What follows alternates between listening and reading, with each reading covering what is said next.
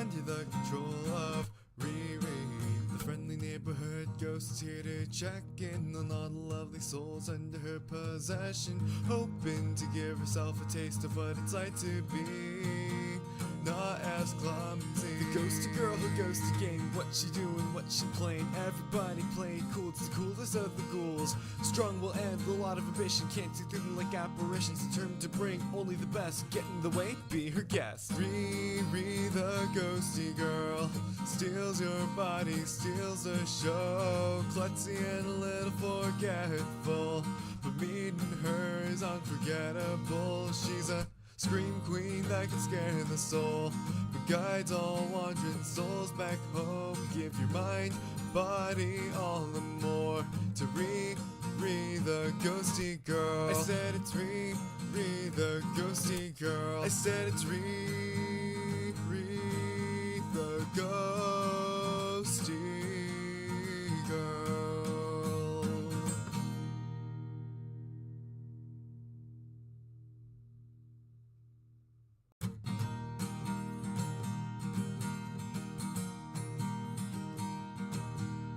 Just a normal day or so we thought, suddenly lost control, now you're caught.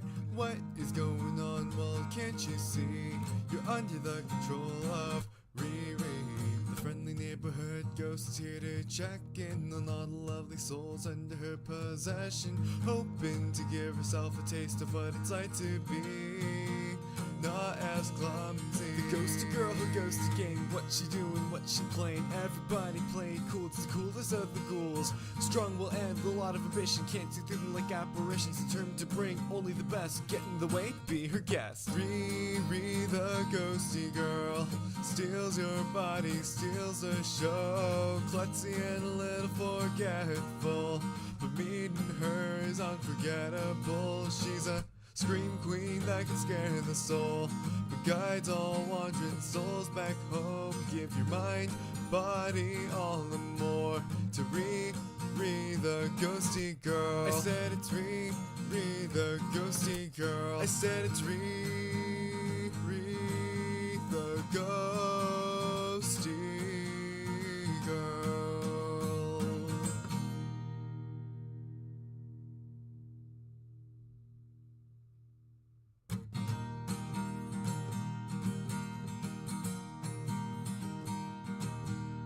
Just a normal day or so we thought, suddenly lost control, now you're caught. What is going on? Well, can't you see? You're under the control of Riri.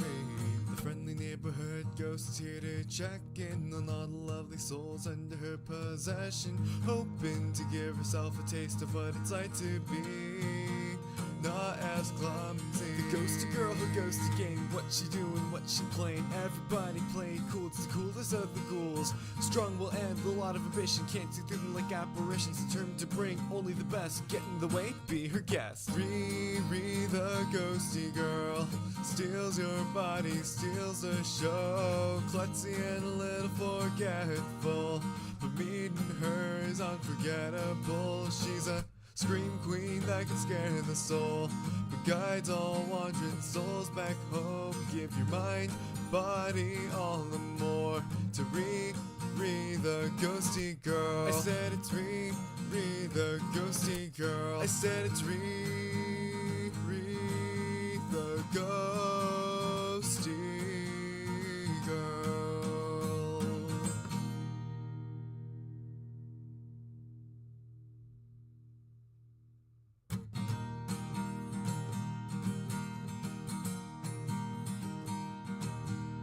Just a normal day or so we thought, suddenly lost control, now you're caught. What is going on? Well, can't you see? You're under the control of Riri.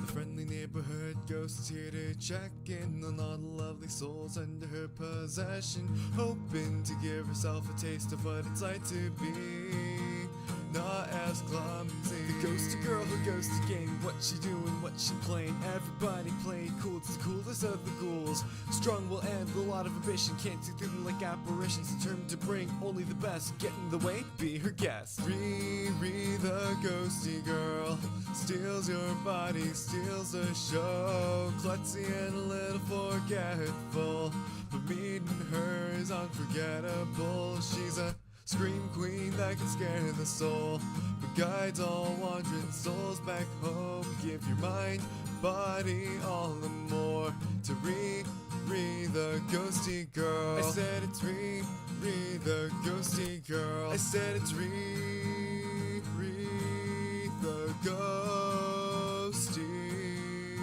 girl.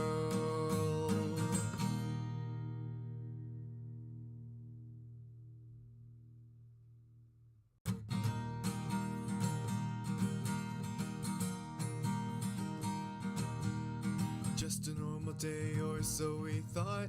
Suddenly lost control, now you're caught. What is going on? Well, can't you see? You're under the control of Riri.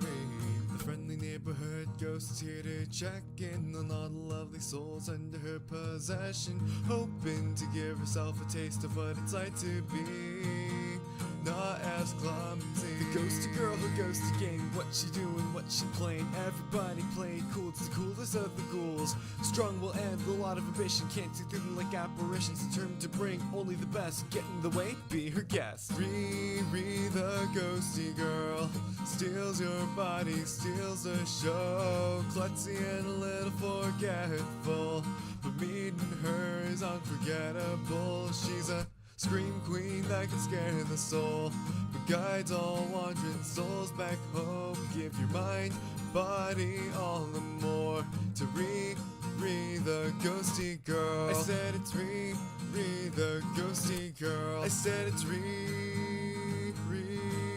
the ghosty girl.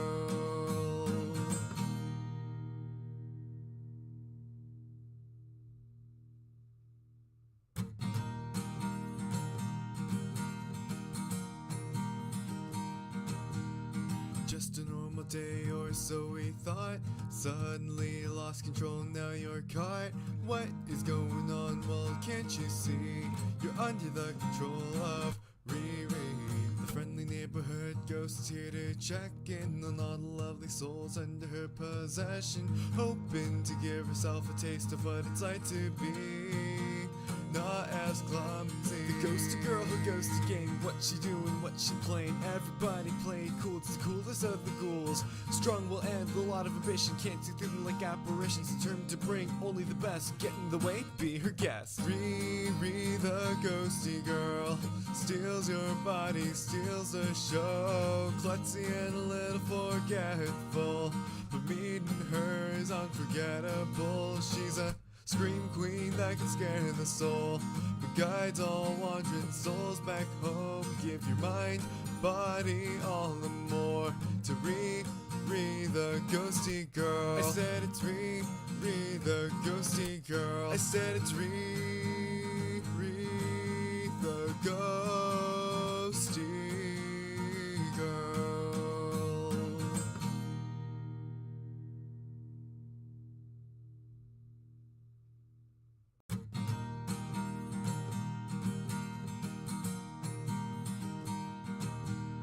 Just a normal day or so we thought.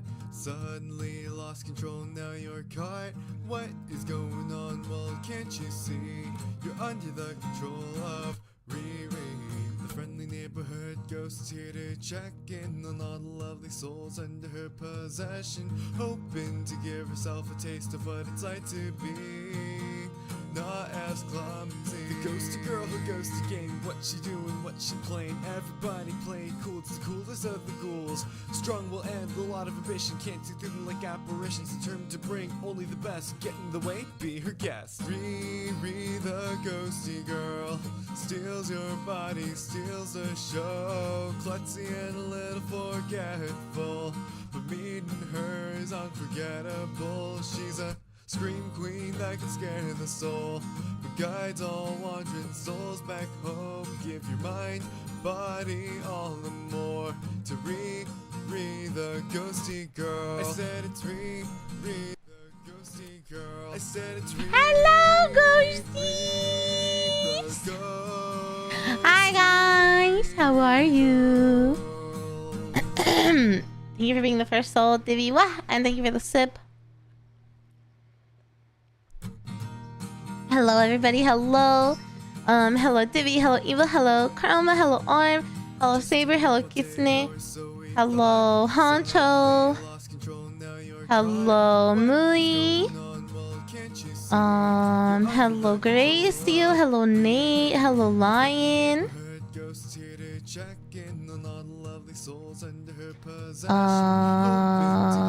hello Tank.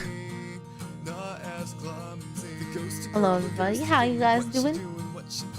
How are we doing today? New model? Yeah, I debuted my new model yesterday on my birthday stream. We got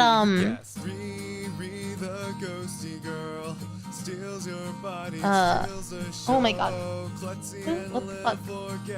Alright, my cat just freaked out. Oh, we got some outfits and stuff. Here, I'll give you guys a quick rundown for anyone that wasn't here yesterday from a birthday stream. We got 2 outfits. Magical girl and casual vibe. And we got 2 hairs. Buns and drills. And I can take off the hat and pretend to not be a ghost. Jajang.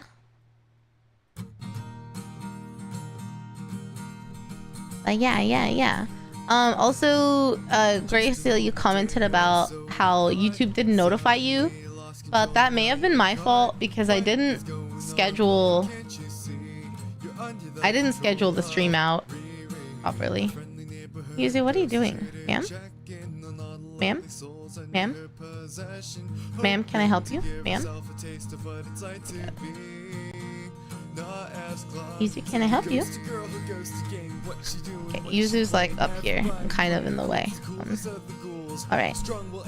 Yeah, the transition's so good, right? A little magical girl transformation scene. But yeah, I am watching lore-wise. So I had a few... Oh my god, Yuzu, what are you doing up here, ma'am? I had a few recommendations in my Discord for some Adric. They have an episode on Blood Angels and Sanguinius. And to be honest, I've been really busy, so I haven't been able to look at anything else. And when I searched through all the recommendations, these are the only 2 specifically about Sanguinius and Blood Angels, so I know they're safe for YouTube. So we'll probably just stick with these 2. I'm just torn if I watch the Sanguinius video first or the Blood Angels video first, you know? Like, I don't know what order makes sense. All about the leader or about the group? Probably the leader. I'm leaning to Sanguinius first. I'm glad you like it, Lion. Thank you. Sanguinius. Yeah, I think Sanguinius first, too. That's my gut. Oh, Grace, so you were the one that suggested it. Yeah, I couldn't remember who suggested it, but I found those 2, and I was like, oh, okay, it's Adric, so I know it'll be good.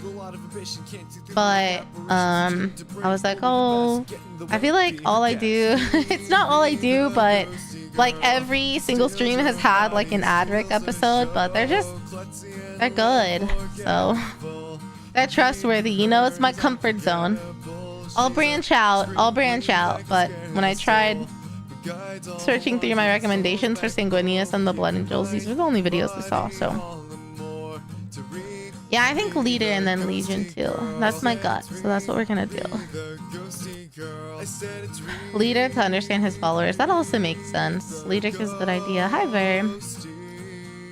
Yeah. I mark first in the Legion. I'm glad my instinct was right. A lot of you guys agree, so...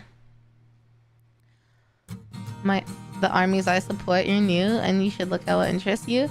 Yeah, I mean, I've I looked at Angron, specifically Angron. I didn't really look at his army. And we looked at like all of the legions, all of the Primarchs. So I was slowly, oh God, why am I yawning? Sorry. I was slowly working my way through. I think I want to watch something about the Horus Heresy and get a better understanding of that, since it's such a pivotal moment in the story. You never looked at the leaders, you always go Legion. Oh, dang. Well, I saw Sanguinius and I was like, bet. He's the one I want to learn about. Angron was really interesting. But after this, like, the Horus Heresy is the other thing that's been on my mind. And then, well, there was something else and I just lost my train of thought. There was another Warhammer thing that piqued my interest and I was like, oh, I should look into this. Shoot, it was the Horus Heresy. And then there was something else. Oh man, I completely forgot it. I lost my train of thought. But I did get a video recommended to me, and I don't remember whose video it was, but it was about the Emperor and like, oh, did the Emperor do the right thing or whatever? And I was like, oh, that'd be interesting. So, yeah, I ate. I had some tteokbokki and a green smoothie. Hello, Ginger. Man, now I can't remember what it was. And then we have our battle sisters, so I need to get I need to get glue and like pliers so that I can build them, and we'll have a building stream. I just need to like look up the glue and the build, like the like snippy pliers with the flat edge. He definitely ate. I need to look those up and order them. And I don't remember. Oh, I'll have to go back to the video and see what he suggested. Oh my god, why am I yawning? I'm sorry. But I like the plastic melty glue. That seemed like the best option so that it like seals it together. So I want to get that, and I need to get a good pair of snippies. Model nippers, yeah. I just forget about it until we like, until I stream and we're talking about Warhammer, because it would be so easy for me to just like listen to Warhammer stuff or an audiobook or something like when I'm at work. But I've been trying to keep it to stream so we can learn together, because I feel like you guys get so excited when I learn about Warhammer. So I don't want to do it off stream, you know? Gorilla Glue or Tamiya? I don't remember. Nate, thank you so much for the $5 super chat on YouTube. Thank you, thank you. Sanguinius almost fell to chaos. Oh, well, we're gonna find out. We're about to find out. Yeah, the plastic cement. Tamiya plastic cement. Hold on. Maybe if I just open it in a tab. I just open it in a tab. Hello, Liliana. Thank you. The ultra thin cement. Yeah, everyone. Thank you for reminding me. Tamiya ultra thin plastic cement. I don't mind if it's a little bit more than like something like Gorilla Glue, because I'd like it to be, you know, I'd like, yeah, I don't mind paying a little bit extra for quality. Is it on sale? Sell? Hello? Sale? You'll post a picture? Okay. Good, good, good. It's a whole $1.50 off on Amazon. There was one that had like a tip. Is this a brush? Like a nail polish? Okay. Like a nail polish. Yeah, guys. Oh my god. That link is atrocious. Copy link. Here, is it this one? Here, Twitch. Is it this one, Twitch? Amiya extra thin cement glue. Oh, okay. And it has a brush on it. Okay. Perfect. Can someone post that link in my Discord?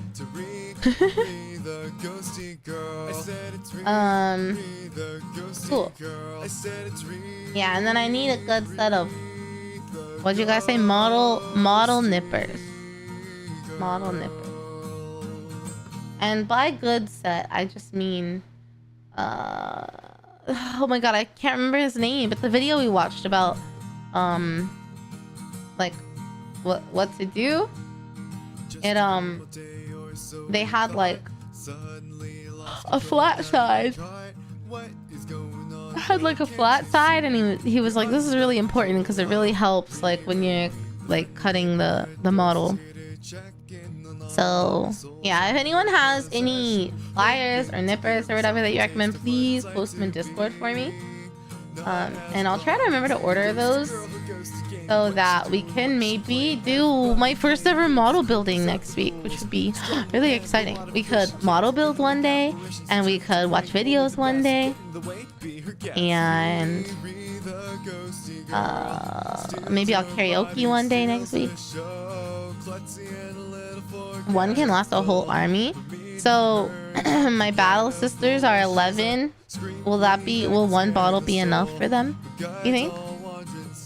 You can get them from local craft stores. Oh, okay.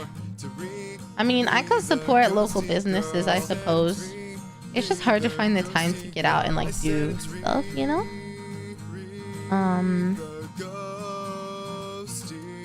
But there's stores. I think there's a store that sells Warhammer stuff near me, so they'll probably have that. $3,000 worth of Battle Sisters with one bottle. Oh, damn. One bottle's more than enough? Okay. Perfect. Yeah, I've never built Gundams either.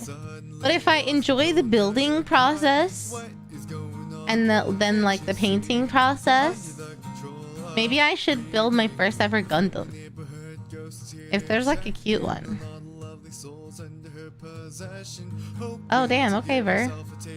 But yeah, I've never built a Gundam. But if I really enjoy the painting, I'm almost curious to like paint one of those really cool, like 3D printed models of stuff that's like not official. I don't know, so we'll see. But I need to get paint. I had closed the tab. I closed the tab, but you guys told me to look for fuck, I forgot the word. You guys were like, oh, look for it on eBay, like people that are selling paint lots. That's the word. So I had searched it, I had Googled it. So I'll probably just like buy someone's used paint on eBay. I feel like that's a good place to start. You know, we're reusing someone else's stuff that they're not interested anymore, and then guess what? If I really like it, then I can like buy new. You know. We do love being mostly full. Thank you, Prince. Also, thank you, Lilian. I appreciate it. You have a backlog of Gunpla kits? Send me your wares. I don't know. I've never been interested in Gundam. I've never been interested in like mech, but maybe I'll enjoy the building. So. Yeah, but a lot of people talked about Vallejo paint. I'll have to like look at the video and see how quickly I can get them in, but I suppose I should order them probably today. And I also think that I should look at them and like look at the Glitch Stars girls and see like, oh, will I have good colors for that? Then I need to look up because I don't remember what the pigments are versus like paint. I don't know. There's just like there's so much. Okay. It only works on unpainted surfaces, so I use... Oh, yeah, I think I'll just assemble everything and then paint after. There's a lot of Gunpla collab. Wait, there's a Gunpla Sailor Moon collab? I don't know if I personally would trust someone else's paint. They tend to go bad, clump, etc. I mean, I'm pretty sure there's ways to protect yourself from that. I've ordered like nail gel paint lot off of eBay before. So I think if you like, you know, look around at the people, see if the seller is rated, see like, yeah, because I'm pretty sure there's ways to protect yourself if someone is selling you a bunch of dry paint. So.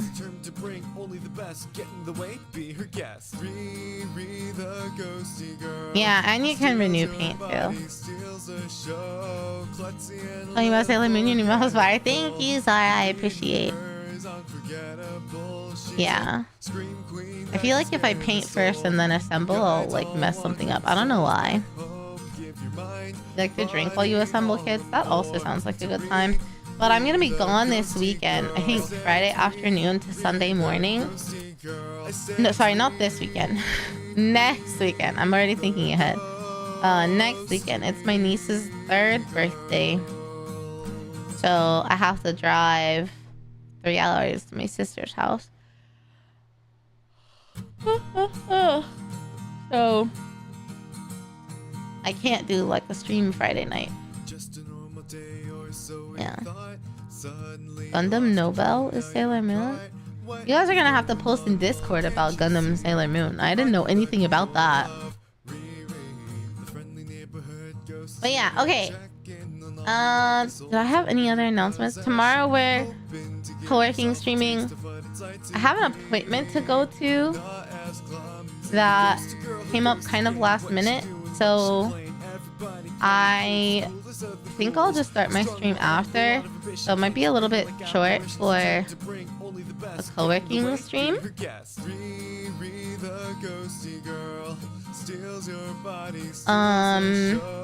Sorry in advance. But after my co-working, or if it's really slow, we'll switch to Nikkei instead of just work. So, yeah. Yeah. Hello time. Thank you, Sean. Thanks for the sip saber. Okay. Oh shoot, I didn't press the volume of this at all. Well, we're about to find out if this is loud or not. I also think I should be a little smaller for video watching. My hair is so big now. It makes it...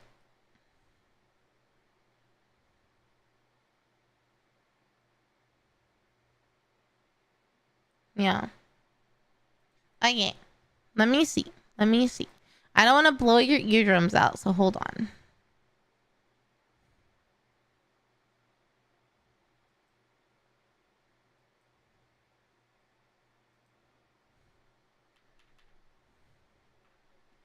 Okay. And now let me fix this. Okay, we're good. Yippee! Time to watch Adric tell me all about Sanguinius. Probably my favorite boy so far. What kind of battle sister units? Oh, I got gifted. I got gifted some. It's a set of 11, which is perfect because there's 11 stars, English stars. There's Leah, Miwa, Mamie, Stim, My 4, and Outbreak 3. Yeah. So there's 11 currently in glitch stars. And then I said My 4. That was so possessive. The dreamers that I manage, because I'm not a glitch star talent, I'm a manager. And then 3 in Outbreak. So yeah, so there's 11 glitch stars. and there's 11 models, so I get to pick one and paint one, design like each star. But yeah, I got gifted it. I think it was on Amazon. So I am possessive. They're mine. They're my stars. They're my girls. Yeah. I love a good femboy too.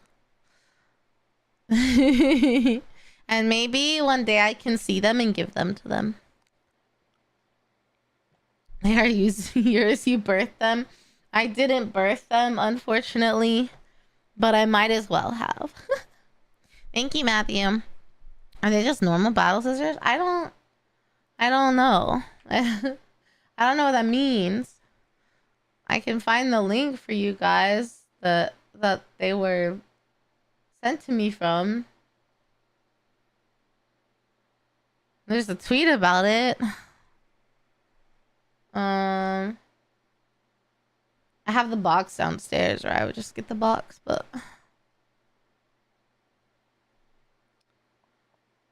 the throne isn't loading.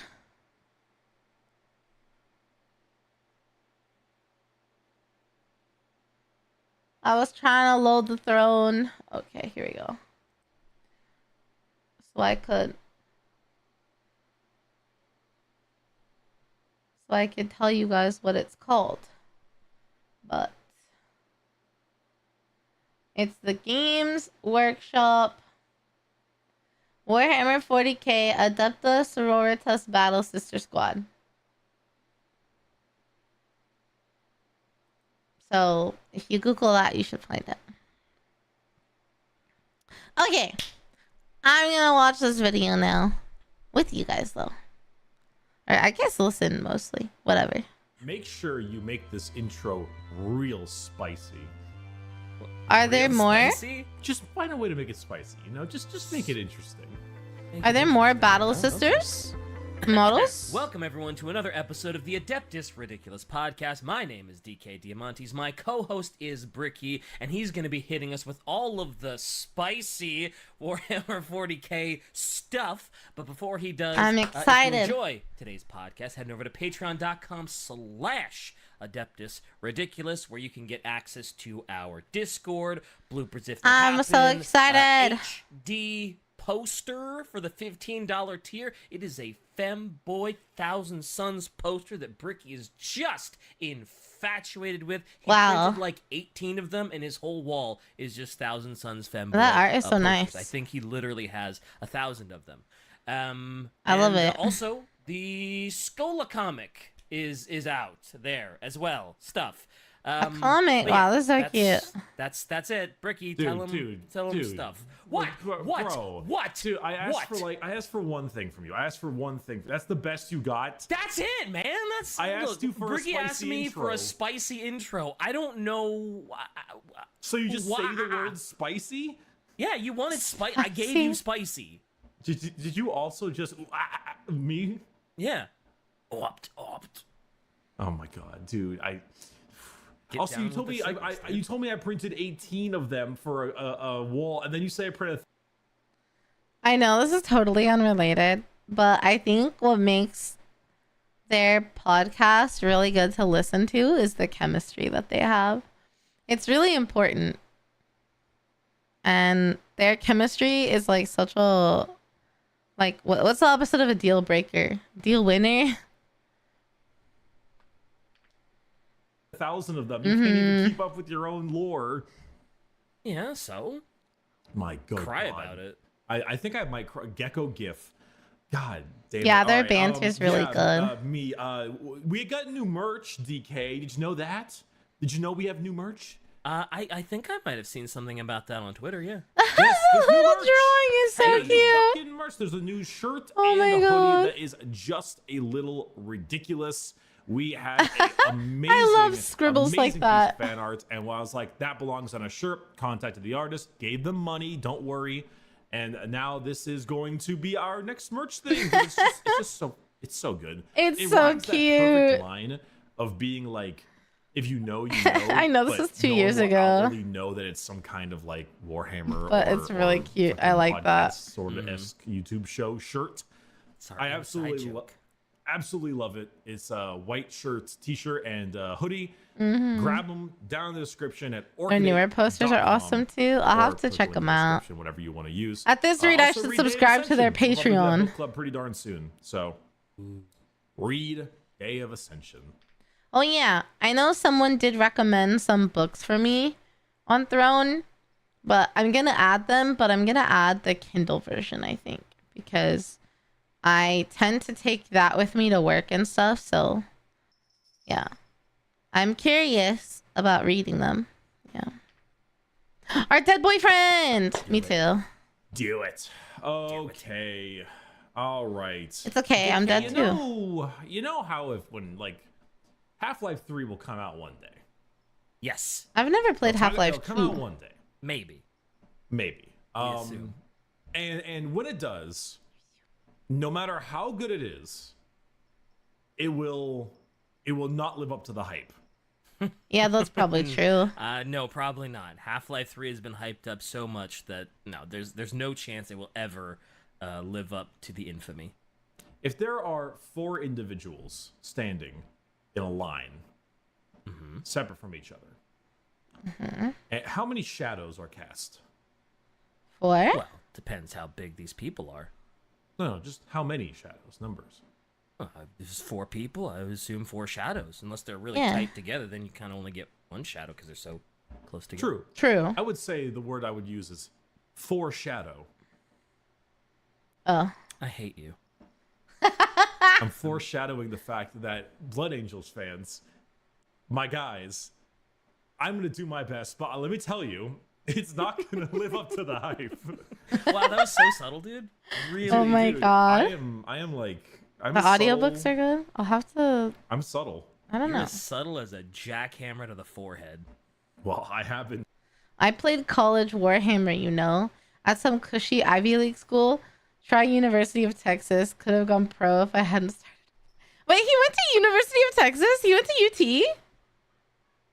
Bricky went to UT? Oh.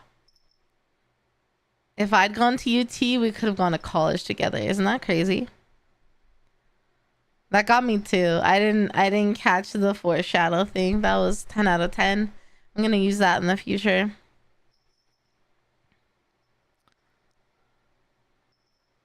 But yeah, I've never listened to audiobooks. So I don't know if it would be good to try an audiobook. I feel like I don't pay attention. If it's an audiobook, I won't pay attention. I get too distracted when I listen, and then I forget what okay, because this is okay, listen, let me explain. This is a tangent real quick, just real quick. I listened to a podcast. I've been listening to the same podcast for like years, and I'm still not caught up in the podcast at all because I only listen while I drive. But even while I'm driving, I will have to press the little button on my steering wheel and rewind a couple amounts of 10 seconds because I will just stop listening to whatever she's saying. And her podcast is amazing. Rotten Mango, 10 out of 10. I love it. If you're into true crime, like, she is fantastic. But YouTube videos too. But I will have to rewind it because I will find myself just completely ignoring what she's saying and focusing on whatever's going on in my head and over the road. So I feel like an audiobook for Warhammer would be a bad idea because I just won't pay attention. But my Kindle book would be fine because I'll read it. And if I can't not pay attention when I read. I don't know. It's like it uses too much brain power or something. Drive slower? No. I don't really speed. I only go 5 over. Yeah. Yeah, I feel like I would lose the plot. Oh, it's a meme. He's a Cali. Oh man. I was like a fellow Texan, but never mind. Known to have a very strong forehead. That's fair.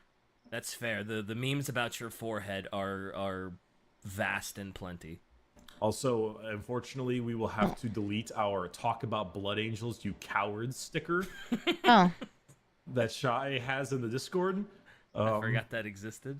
Or maybe we should just re-upload it with it scratched off and it just says, "You cowards." Yeah, scratch out, talk about blood angels, and just you cowards. Yeah. Oh boy.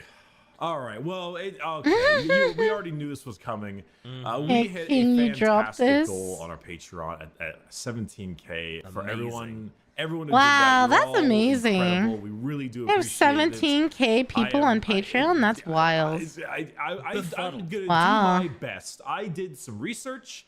I read some excerpts from some book. From some book.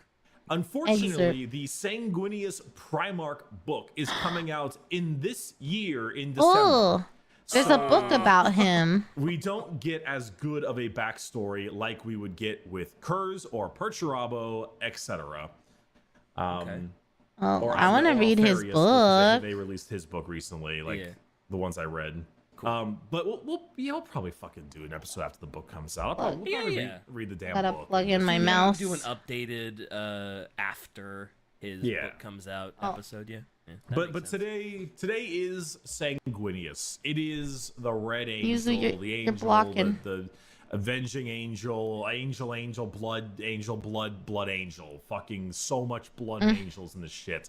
I like it. Sounds good. I know you've been so hyped on the blood angels for the longest time, without knowing jack all about them. I know nothing about them. All I know. Literally me. He's literally me. DK is literally me. So jacked up. So excited about the Blood Angels that I don't know jack shit about them. He's literally me. We are the same.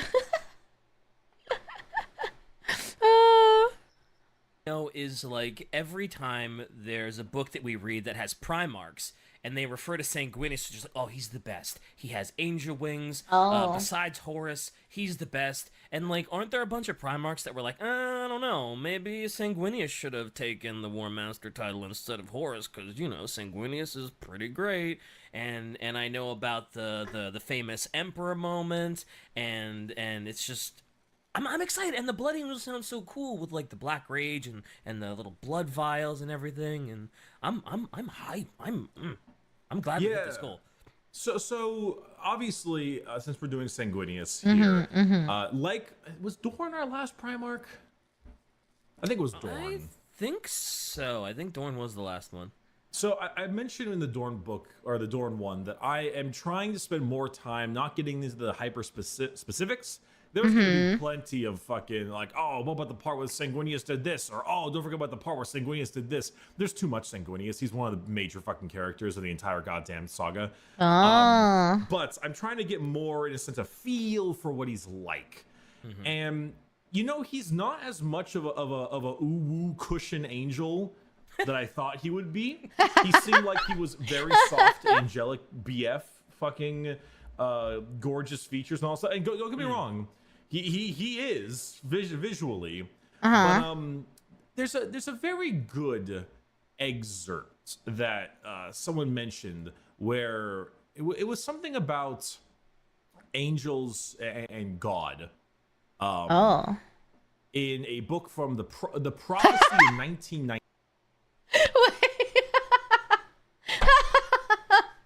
Oh my god. Oh my fucking god. This meme. Holy shit. I know this is unrelated and just background. But this fucking chihuahua. Oh my god. I'm crying with the fucking knife. Holy shit. Oh my god. I needed that. That's so funny.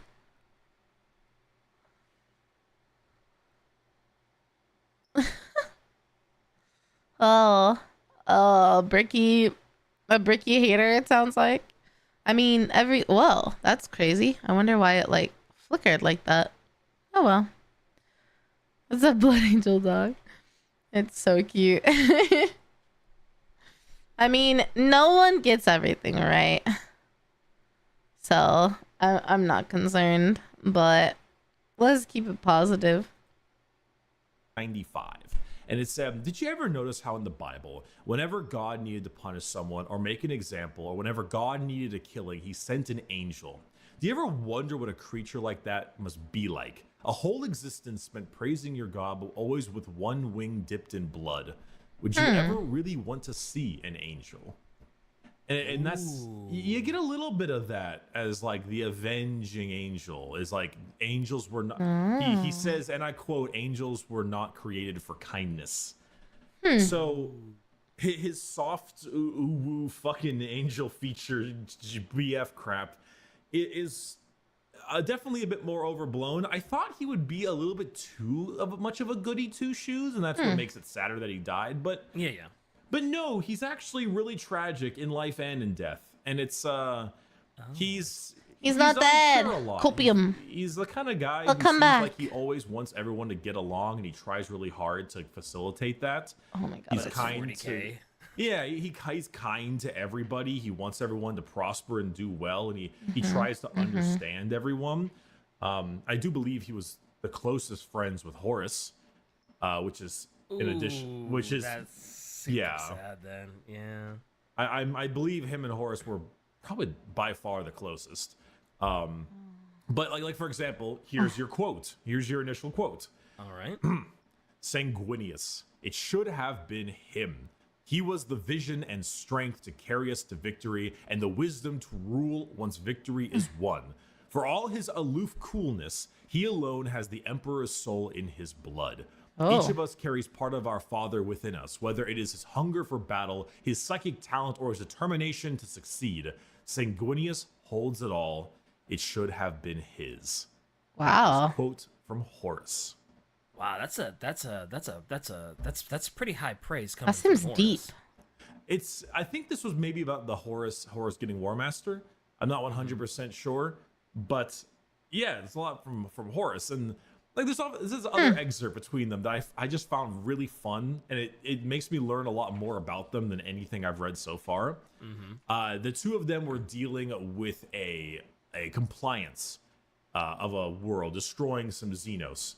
And Horus said that he would let some of them live if they released all the humans. And Sanguinius was kind of quiet, little contemplative, and it says, "How can I ease your disquiet, brother?" Horus went on, affecting a serious mien. The angel eyed him. If the gray Xenos had done as you asked, if it had set the thralls free, tell me, would you have really let the aliens go? Horus nodded, as if the answer were obvious. I am a man of my word. I would have let them leave the planet's surface, make for orbit. He cocked his head. But when they met your ships up there, well, he gave a small shrug. You've never been as agreeable as I. The smile became a moment of laughter. Sanguinius gave a slight mocking bow. So true. I must content myself with merely being the better warrior. Don't make me pluck those wings, Horus retorted. Ooh. Perish the thought, said Sanguinius. Without them, I'd only be as handsome as you are. That would be tragic, Horus agreed. Little tit for tat between brothers. I like it. It. So they were besties. Friends to lovers to enemies to afterlife lovers. Huh.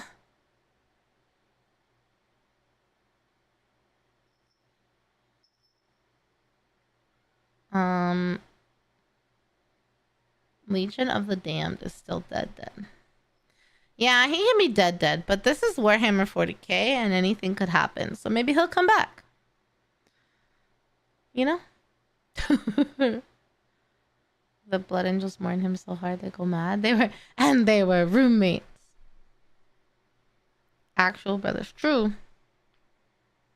Very, very cute. Very sweet, you know? Very, very sort of, sibling, not quite a sibling rivalry, but sort of that sort of fun familial rivalry. I like it. Which is rare among many of the Primarchs, because they're such assholes. Yeah, and they're always like, they're either so serious, that makes sense. Or they're so devoted to the Emperor, and it's like Dorn, where it's just like rules, strict, build, that you so rarely get this sort of lighthearted jabs, these sort of brotherly jabs at each other. So let's begin in the pod. A pod. As we all know, the Emperor had 20 pods, and then launched them all out into the galaxy. Well, he didn't do that. The Chaos. The Chaos Chaos gods. did it. The Chaos Chaos. did it. Yeah. From the book, right? Yes, from the first heretic, it is assumed that the Emperor made a pact with the Chaos Gods to make the Primarchs and then did not meet his end of the deal. And so they yanked them. But interesting tidbit I read in here was that I don't think I ever knew that. I thought the Chaos Gods just yoinked them. I didn't know it was because he didn't keep his end of the bargain. That adds some interesting context. said the Emperor put arcane protection on the Primarchs to stop Chaos from interfering with them. However, despite this, they were still able to cause issues with the capsules, leading to the gene seed problems and mutations they have. The Primarch's powers, so to speak, is possibly assumed that is because of Chaos's manipulation, such as Alfarius being split, Lorgar's weird hearing of Chaos, and the warp, and Sanguinius's wings. Sanguinius got off pretty light, you know. If the Chaos Gods had been able to kind of do a little fucky wucky, and all he got was wings, whereas Lorgar hears the whispers of chaos, and Alfarius and Omegon get split. It's like, oh, you know, that's not too bad. You just get some cool wings that make you angelic and further prove to everybody that you're best boy. That's could be worse. Oh yeah, that's definitely all he got was wings. Oh, yeah, no. Yeah, he definitely only got wings. That's true. I don't know the whole story, do I? Okay. Oh, you kind of do, but yeah, there's other problems with him. I'm jumping the gun a little, aren't I? So his home world is Baal Secundus, also known as in the main planet of Baal, Baal. Baal is planet with 2 moons. The place is also where he was found was a place known as the Angel's Fall, and he was found by these wandering tribes of humans known as the Folk of Pure Blood, or simply just the Blood. Chaos changed that Sanguinius gave him tiny little wings, tiny little angel wings on his back. Angel's Fall, they found an angel. They must have thought that was one hell of a prophecy for them. It may have been renamed to Angel's Fall after that. Oh, because they found the angel at the falls, they named it Angel's Fall. Or that makes sense. I don't know. Either way, both make sense. That would make sense, yeah. Now, Baal Secundus is a radiation-stricken world. Shit's fucked. It is not a great spot to live in, which is why there is a huge amount of radiation-strewn mutants. So they originally were like, oh my god, it's a mutant, and they wanted to kill it. Because it has wings on its back. Yeah. Oh, when they first found Sanguinius, they're like, oh shit, this is a mutant, radiation did something to it, let's just knife it. Let's just knife the baby. You know, that makes sense. The baby in the crib, whatever. Yeah. Meanwhile, Angron jumps on and kills Eldar. Yeah, very 40k, radiation-stricken world, everybody's scared. Sure, makes sense. But everything about him was like perfect. He was the perfect baby. He was perfect Sanguinius. So instead, compassion beat them, and they decided to keep him and spare him. Okay. They decided to keep him. His early life is, quote unquote, lost to time and memory, aka the book comes out in December. I was gonna say, was that just last year? Right? Yeah, basically. But in the classic worlds, he grew to maturity very fast. His wings grew gigantic with glistening white feathers, but the feathers were like strong as steel. Wow. They were really darn tough. At 3 weeks, he was as large as a 3-year-old child and could walk. Whoa. At 1 year, he was about the size of a young adult, say early 20s. And then, you know, after that, he's grown within probably 2 years. Wow. As he gets to like full-grown man size, they kind of don't grow much after that. No. So then the tribe grew and prospered under his guidance. The Baalite, as in people from Baal, feral group of mutants surprised them because they like roaming groups of mutants would come and like try to kill people. And Sanguinius, naturally, in Primarch fashion, killed them all single-handed and like barehanded, I believe, numbering over 100 of them. Oh my god! At this point, it doesn't even sound impressive anymore because they're Primarchs. I mean, I guess. That's the bare minimum a Primarch should be doing. Okay, fair enough. Bare-fisted killing 100 mutants. That's true. Yeah. This is the first time, however, the tribe ever saw him angry, which was horrifying to them because it's just terrifying seeing the avenging angels, so to speak. But it was because Sanguinius thought his friends' lives were in danger. And it's the first time they ever assumed that the blood rage overtook him, the genetic flaw of, thing. This kind of like mindless rage. Now, Bal Secundus, like I mentioned, was a radioactive wasteland, and the mutant tide of people is becoming a real problem. However, under his leadership, they pushed back the mutants of the world in hopes of building a civilization on Bal, and he was worshipped as a god by his peers.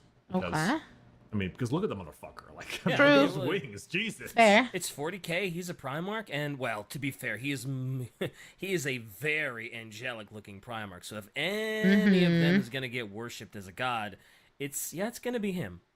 Also, every art of him is so like he looks so good. Yeah. With, like that gold armor and those wings and like glowy weapons and flowing gold hair and He's pretty perfect. That's part of the point. Yeah, he kind of is. Like, who doesn't like the gold armor with the wings? Like, they knew what they were doing. They knew. They had to know they were designing, like, the teacher's pet of 40K. Reduced to paste or torn apart. Oh, God. Yeah. Hello, Crunchy. How are you? Blood angels are stored in the vaults. The Imperium are like orcs. The bigger they are, the higher their rank. Oh. Huh. Even Fulgrim respected him? Oh, wow.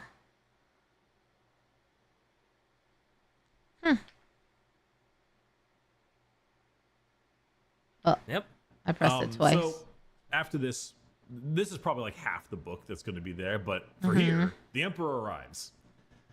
The Emperor shows up. He arrives at Bal, landed at the conclave that they have, which is a giant amphitheater where they do policy and stuff. And Sanguinius partitioned the Emperor, had this big old speech that the Emperor watched, and Sanguinius did this big old like powerful speech to him and his people, and he flew into the sky, and everyone cheered, and then everyone clapped, and then all that crap, and so the Emperor was like, all right, yep, this is my son, yep, I believe that's definitely one of mine, sure. Definitely. Oh my God. So this is not cringiest, but the cheesiest fucking thing I'm about to read. The angel knelt to the Emperor immediately, crystal tears falling from his cheeks. When landed on the radioactive soil, bloomed flowers were they. Oh my God. His tears bloomed flowers?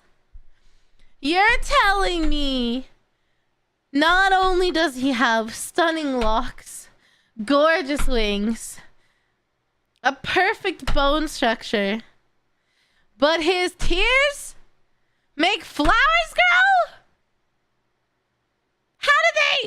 How do you design a better fake man? This is why 2D men are the best. Like, how do you beat that? How do you beat that? That's crazy. I love him.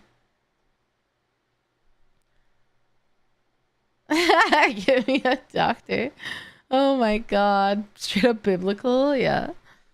Cringe. That's not cringe. That's incredible. God damn it. Fucking hell. Okay, yeah, that's that's a little on the nose, but it is GW, so it's not the cringiest thing they've ever done. Flowers bloomed with his tears. Oh. I'm sorry. Yeah, make him not dead. That'd be great. He is a perfect angel, so what are you gonna do? He's just like me. It just gets me, man. I'm a perfect angel. The best of the tribesmen of the blood were taken to become Astartes, and found the 9th Legion. The Blood Angels of the 9th Legion. And Sanguinius's armor was also really fancy and pretty interesting to read about. The ornament on his chest, the little heart there, is a heart. Oh, it is a Megalodari ruby. Oh, and the center was cut into a heart atop golden flames, which was supposed to be the burning spirit of the Blood Angels. And then the 4 little rubies above it are actually the worlds dedicated to where the legions come from, which is Terra, Baal, and its 2 moons. Oh, Oh, that's dope. I like that. that's hella Yeah, it's a really cool. fancy concept, right? Oh yeah, it's really, really fancy concept.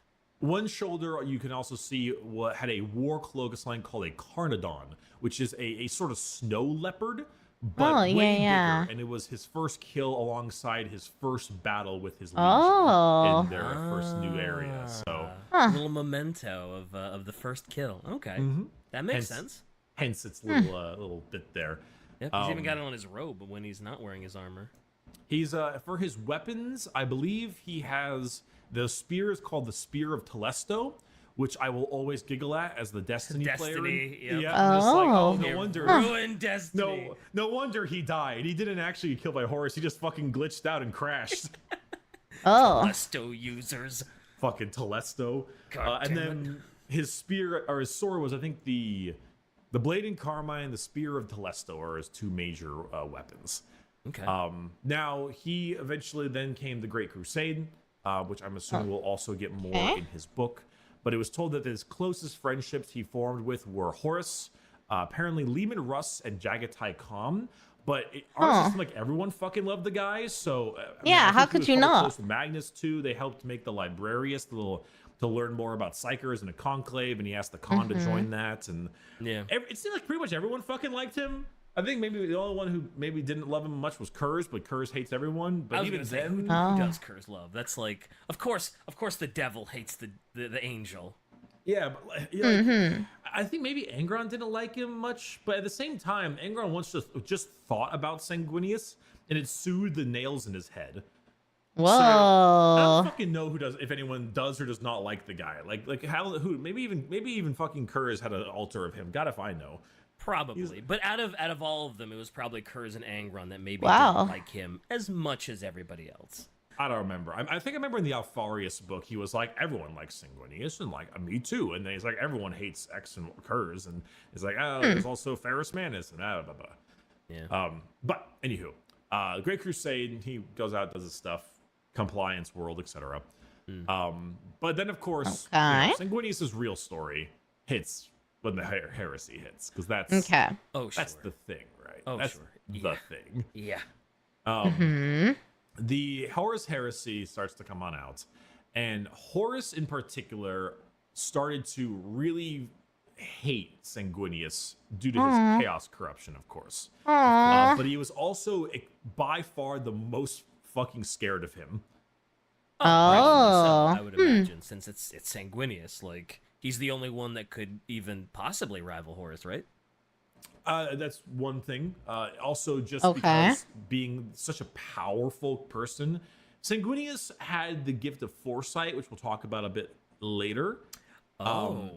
But Sanguinius, and we'll talk a little bit more about Kurz in this one. It's not because I'm biased, I swear. Oh, sure, certainly not. You have no affinity for the Night Lords and would never, ever shoehorn them into an episode just because you like them so much. No, Fuck it you. would never happen. But I think there's a decent amount to be said that Kurz and Sanguinius are kind of the yin and the yang of each other, because Sanguinius has foresight like Kurz, but he often saw the good futures or better futures, or in better yet, can control it a lot more. Where Kurz saw everything awful, deep and dark, and him being killed by a dad, Oh boy. Oh by shit. an assassin. Yeah. And he was also, and like Kurz doesn't need friends because he's got the streets. He's got the street, and he wants vindication. I don't more than know he about wants this friends guy. anyway. So who I mean- gives a shit who likes me? We'll talk more about the foresight thing a bit back into the trial. It'll make more sense. But anyway, Okay. Horus heresy. Horus do not like Sanguinius now. Very scared of Sanguinius. So he made a plot to try to get rid of Sanguinius and the Blood Angels. And by doing so, he utilized an old secret he found out a long time ago, or a couple years back. He knew that like Sanguinius would be impossible to turn, just impossible to turn. Oh sure. So he used something against him. He found out, which was the genetic flaw of the Blood Angels, known as the Red Thirst. Oh, okay. So, Now we're getting into vampire territory, right? yes. The red thirst is the vampiric kind of craving for blood that initially manifests in the Marine. And it becomes kind of like this illness that gets worse and worse with time. Which also partly, I think, helps feed into the Black Rage a little bit. Sure. But because of the Blood Angels' look, they have the more pale skin. They've got some slightly elongated teeth there, and then they have that strong urge to drink the blood of their enemies, which can get stronger and stronger, which eventually degenerates them into this uncontrollable thing of madness, where they just become unhinged and murdering, like murderous machines. Okay. The Black Rage, right? The Black Rage, I think, I always had a little bit of a hard time with this, but I think the Black Rage is when it's almost like they go into this murder-induced coma, where they just fucking rip and tear. Until it is done. But the red thirst has that vampiric thirst for blood, which, well, if you want to get yourself some blood, kill people. Is that how you get blood? Wow, no kidding. And that's why they wear the blood vials, right? Yeah, I believe so. I think it's to help stave this off a little bit. Yeah. So imagine your best friend turning on you and plotting your demise. Like, not just not being friends with you anymore, but literally like plotting your death. That would be crazy to deal with. You know? Kurz's daddy. You don't want to know about Kurz? The whole point of Sanguinius. The whole point is the perfection. Oh, the whole point of his perfection is the tragedy of his death. Yeah, I can see that for sure. Yeah, I mean, it makes sense. He was scared of Sanguinius, so he was like, off him. But man, imagine that being your friend. That would suck. Side note. Yeah, it's also not just the blood of enemies. It's the blood of everybody. Yeah, they just want blood, period. Yeah. It's not like they're thirsting for blood from combatants or blood from their rivals. It's just, we need blood. They're just like vampires, where it's just any blood will do. But this is a genetic flaw of the Blood Angels that Sanguinius has known about for several years. However, he kept it from all the other Primarchs and the Emperor. He didn't tell anyone. Some people knew the truth, like the higher-ups in his legion, but only their master apothecary, a guy named Ascalon, or Ascalon, knew the extent, and they were trying to figure out a way to fix it. Horus saw him killing one of his own legionaries. Who had fallen to the red thirst and black rage. And Horus witnessed that, and he swore he would tell nobody, and not even the emperor, and he would never reveal the secret to anyone. Which he didn't while he was normal Horus. Oh, okay, I was gonna say, wow. I mean, surely that would be something you would absolutely try to exploit once you a traitor and heretic. Yeah, which he did. The main plan of Horus was something known as the Cygnus campaign, and decades later, he was able to find the Cygnus campaign. Cygnus, dick in your mouth, am I right? They were seen as a bunch of bloodthirsty madmen from the Red Thirst before Sanguinius civilized them. So they had the thirst. They had the thirst before the heresy, like they were just born with it. They were born with it. It wasn't Maybelline. So it was part of their. It was their big flaw, but not the Black Rage. It's just the red thirst. They were born with the red thirst. It was not Maybelline. Okay. That's crazy that he hid it from like everybody too. I mean, it makes sense that you would hide something like that. Seems like kind kind of a big thing to exploit. But yeah. So wait, does Sanguinius have the thirst too? Death companies, they can die in battle. Yeah.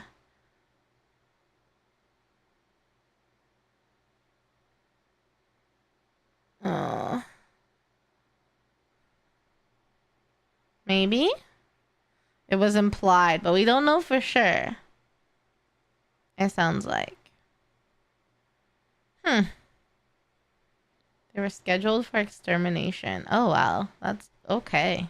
Good lord. Find a way to exploit that flaw. And in a way to try to sway the Blood Angels into the hands of the Chaos Gods, most particularly Khorne. Because I think Khorne thinks the Blood Angels are pretty baller. Well, blood for the blood god, right? Naturally. I can see that. So in an effort to weaken them, he sent them to the Cygnus cluster to cleanse 7 worlds and 15 moons from a cluster of Xenos invaders and to release the human settlers from the overlords that were there. Okay. Once the Sanguinius and the Blood Angels arrived, they found out that the entire area was just fucking covered in the ruinous powers. The entire place turned into like a living realm of chaos. Oh. With all the worlds turning into demon worlds and the humans just slaughtered. Wow, that is oh quite my a surprise god. to find. We think you're going to fight some Xenos, and oh, by the way, it's all chaos. Oh, oops. All chaos. Oops, all Oops, all Captain chaos. Crunch, you can't fucking keep getting away with it. Who's gonna make up for the fault when you've been only berries? It only berries. Damn you. You expect me to purchase your mistakes? Corporate America again. Capitalism wins again. God damn you. So this area was under the power of someone named as Kyrus the Perverse. It was a keeper of secrets, great demon of Slaanesh. They were immediately ambushed and immediately crippled, killed most of their navigators and astropaths. Ooh. And since this is the first time they ever fought Chaos, this Okay. is like, oh my god, new enemies. They didn't know about Chaos. They didn't know what the fuck Chaos Oh was. shit. They didn't know. Because Emperor and being dumbass. Yep. He didn't. So Kyrus Didn't taunted tell them. Sanguinius often to like, hey, take back the star system, pussy. Do your best to what's wrong, huh? You never seen a Slaanesh demon with 6 tits. That tall glass of Slaanesh, man. The tall glass of Slaanesh. That's Slaaneshi. What's wrong? You never seen a tongue with 10 teeth? Oh, God. I don't know about hate that. the idea of a tongue having teeth. Something Yeah, I agree. Spiky tongue. Anyway. He possibly had to have it because each Space Marine inherits traits of their gene father. That makes sense.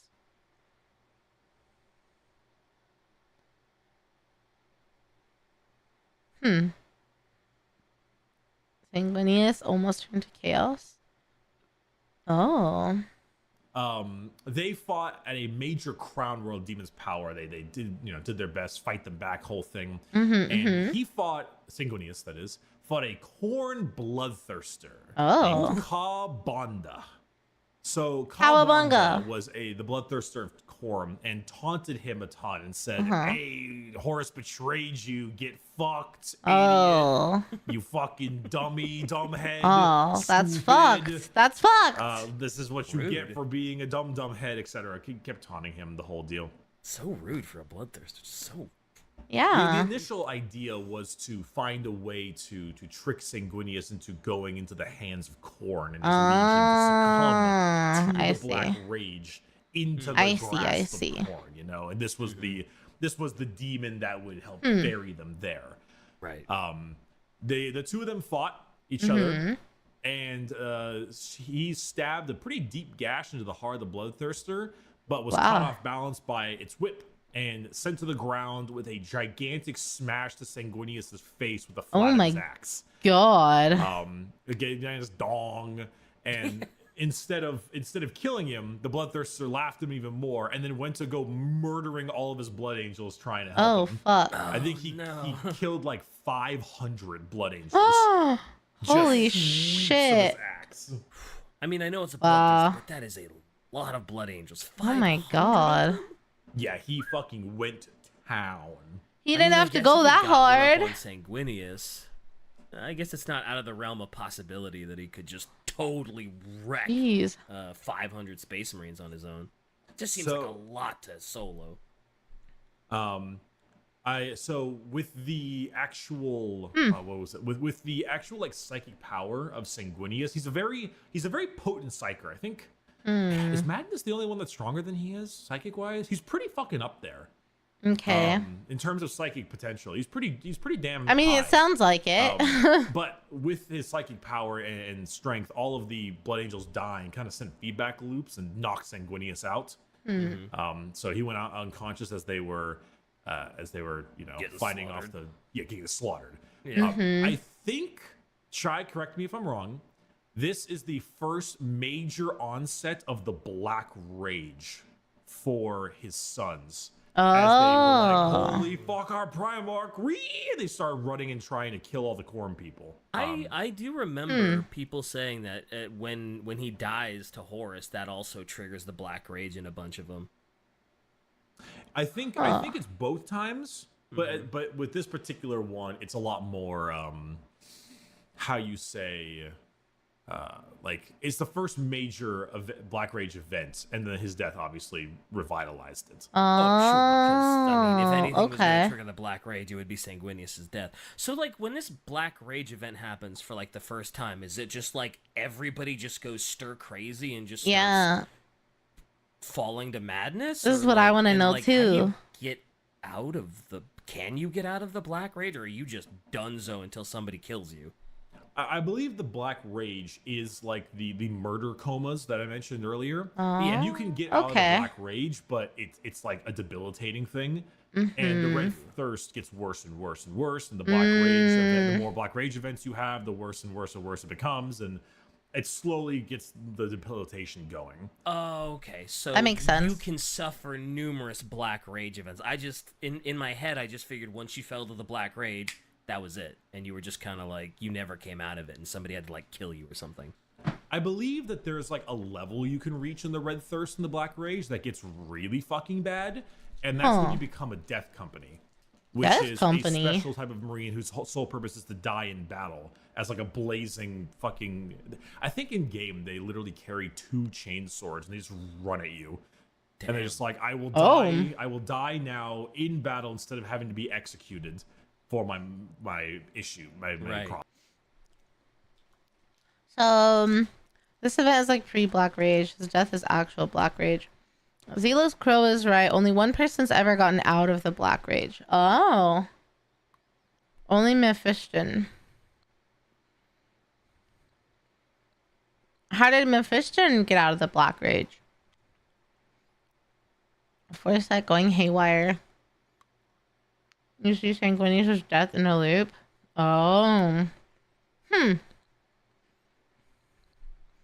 Okay. Problems. Yeah. And then it was particularly crazy when right after Got out of they Psyker. got Nice. rid of all the Khorne demons, they said, "Wow, it's Morbin time," and they morbed all over those guys. I thought we were done with Morb memes. I really, really did. This is the vampire one, dude. Also, The Morb memes are lost on me. I never knew what it was. A few have crawled back from the brink, but only Mephiston. Stuck under a building for 7 days? Wow. You gotta be a main character. Wow. Also, he's maybe possessed by a warp entity. Okay, well, we'll just appreciate him for getting out and call it a day. His soul is kind of shattered. Okay, you know, you're still cool in my book. are there any? How to put this? When you're afflicted by the Black Rage, like, and you die, can they put you in a dreadnought? I think there are Death Company dreadnoughts also. Oh. Because like I if you're believe just so. like stir crazy and you know just sure send the crazy Black Rage Dreadnought in. D-Taiwan, thank you so much for the Twitch sub. Okay, Didi, welcome home. Thank you, thank you. Death Company Dreadnoughts. They sound so scary. They look I terrifying. believe there is the Black Rage Dreadnought, which is the fucking Death Company Dreadnoughts. I'm pretty positive. I think you can actually run one on. Yeah, Death Company Dreadnought. Here it is. Yeah. Those seem Oh! like they would be a little crazy. That made me remember what the other thing was. Do you guys remember at the beginning of stream I said there are two things that were in my head that I really wanted to learn about? One was the Horus Heresy. I just remembered what the other one was. Is how to actually play the game. And staring at the model for a minute made me remember. That's the other thing. I'm curious how the game is actually played. They're pretty dreadful. Yeah, I think so. I think they would be quite crazy, in fact. Can you imagine falling to the Black Rage, dying? I like how this one's and then getting painted. revived, to be put into a dreadnought, and you still have the Black Rage. Yeah, and that you would suck. Still have to cope with it. It's like even in death, I cannot escape the Black Rage. Even in death, cope. Yep. See- even in see- death, yeah. The chamber has Oh to be my filled God. with copium. Yeah. Anywho, they eventually fought back all the demons here and the like. I don't know, they did not get a chance to kill Kalbanda, I don't believe. But they were able to get their ass out of there and rescue Sanguinius and deal with all that stuff. And this is the point where, like, Sanguinius, when he was being taunted, he's like, Horus betrayed you, lol, lol, lol. Mm-hmm. This is when he kind of was worried that this might be the case. Mm-hmm. And okay. so Sanguinius has foresight, Right. similar to Kurz. The thing Okay. is that GW has a little bit of a hard time when they talk about the foresight thing. The main thing for Sanguinius is he would often see a better future, so to speak, than Kurz would. And he would be going to get the better future. Kurz saw his death at the hands of the assassin. And later on, Sanguinius saw his death by Horus. Oh. Oh. Later, Oh. I'm assuming after this betrayal, because maybe I don't know if he saw it beforehand. So Whoa, Sanguinius he knew. sees a better future, and he still sees himself getting killed by Horus. The idea is that the Emperor lives because he dies to Horus. Oh, right. Yeah. The best future possible would be What the Sanguinius hell? dying, and then the Emperor living, and Horus's heresy being, or his betrayal being. He's overthrown. sacrificed. I suppose that's true. Yeah. There was That adds up. there was that concert, or that excerpt with the Khan that we talked about in the Khan episode, where Sanguinius talks about how he feels like he's going to, or he can see his future death by Horus, but the Emperor alive, and the Khan's like, well, I don't really fucking want you to die, but the idea was that Khan picking sides and doing all these kinds of things. Khan has that specific statement where he's like, will I save lives? Sanguinius says many. He's like, well, then I shall ride out. And he goes and does his thing. Oh. And he rides out because, of course, he does, because he's the Khan. It's the Khan, of course. Oh, I yeah. want to learn about him too. So he sees that possible future, and I believe he sees a bit more of a positive future comparatively. I mean, Kurz from the streets was always saw his, like, he saw the Emperor when the Emperor arrived, and he was like, I literally see the future of you killing me with an assassin. I also Wow. live on this horrible planet, Nostromo, and everything sucks. But the rooted concept with Kurz is the question of fatalism.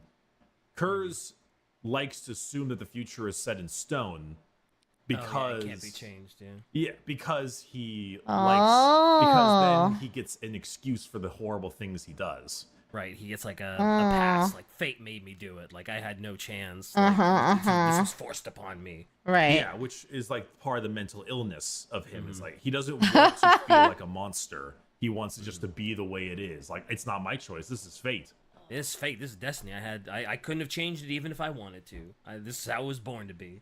Whereas Sanguinius doesn't see it that way. He doesn't see the future set in stone like that.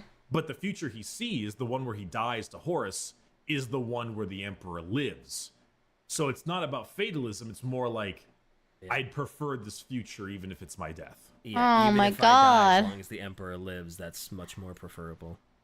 So after this horrible campaign against the demons, Sanguinius reawakened, and they did a warp jump to the closest system, which is not cut off by the current raging ruin storm by Lorgar and the Wordbearers. And this would be them being sent to Ultramar. And this was the creation of Imperium Secundus, which we talked about a little bit, a small, honestly very short stint of a second Imperium between three people, Guilliman, Sanguinius, and the Lion. That's a nice three. That's quite the trio. It's a good trio. Sanguinius was named the leader as the...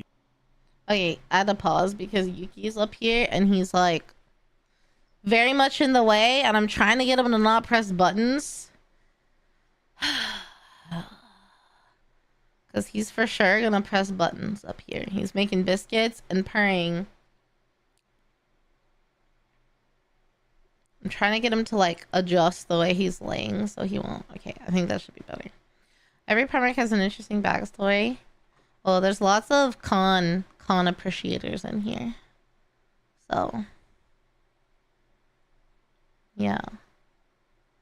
Top 5 Primarchs. White Scars need more love. I remember when we looked through the video of all the Primarchs, Khan was intriguing. I was really interested, and the models were cool when I saw them, so add it to the list. The second Emperor. They even refer to him as the Emperor very often. Hell yeah. Because this is what they needed. Like, they need a small Wow. government. If anyone is gonna be like, we need a government, it's gonna be fucking Guilliman. Of course, probably Gilliman's suggestion. Yep, we need a government, we need a leader, we need politicians, we need taxes. Let me do the taxes, guys. I swear, I'm really good at it. The Lion was named as the Lord Protector of the Imperium Secundus, and Sanguinius as the leader. Very, very shocking positions for them to have. Would have never guessed at all that that's what the Lion would want. Ironic, as the Lord Protector of the Imperium, after being named it, has Conrad Kurz hop out of his flagship and immediately just start ripping people up on Ultramar. Just starts going from planet to planet, being like, ha ha ha, this fucking murder and fear, and he started inciting civil war in the Ultramar system to destabilize all the planets. Oh. Shocking. Oh, Shocking very, that very Kurz would shocking. do this. Very shocking, yep. So instead, they decide to put. So they eventually finally fucking get to, you know, 'cause this is when the Lion was like, "I'm gonna nuke him." He's like, "My mom's there, please don't." There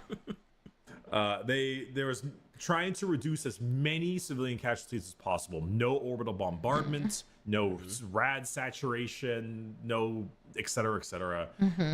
Even though the worlds were destabilizing and civil war was starting to reign because of all of his terror tactics. It still is like Gilliman's like, no, stop it, Lion, stop trying to kill all my people. Stop it. So Lion found him, confronted him, beat him in a duel with Kurz, that is. He asked Kurz why he turned traitor, and his answer was, why not? Oh. Yeah, all things considered for Kurz, like, why not? Fuck it. It says there's a monster in his head that he cannot control.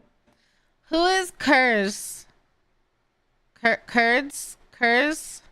They've been talking about him, and at first I was like, oh, it's fine.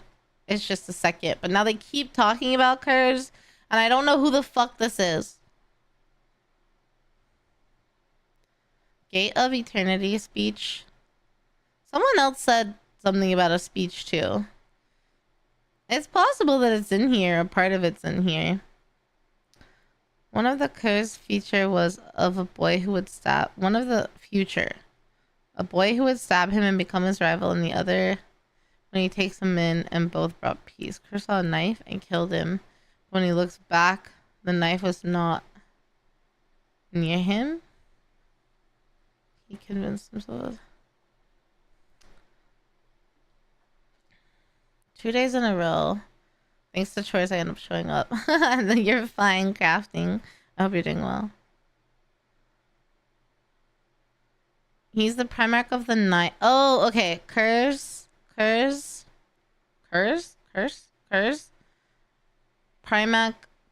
of the Night Lords. Okay. I just forget because I wasn't super drawn to him.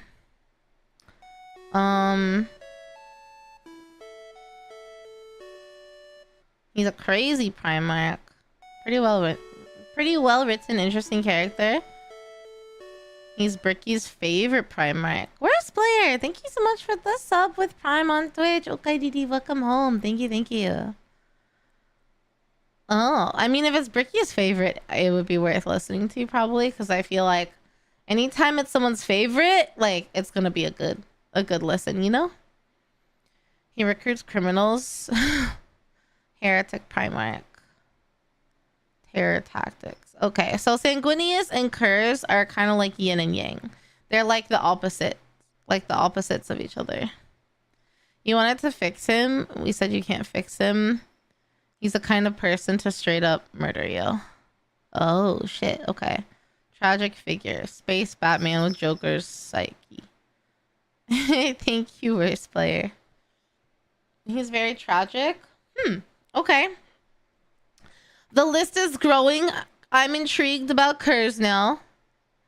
So now our list is how to play the game, Curse, the Horus Heresy, and now I've forgotten the other thing on the list. God damn it. Oh well.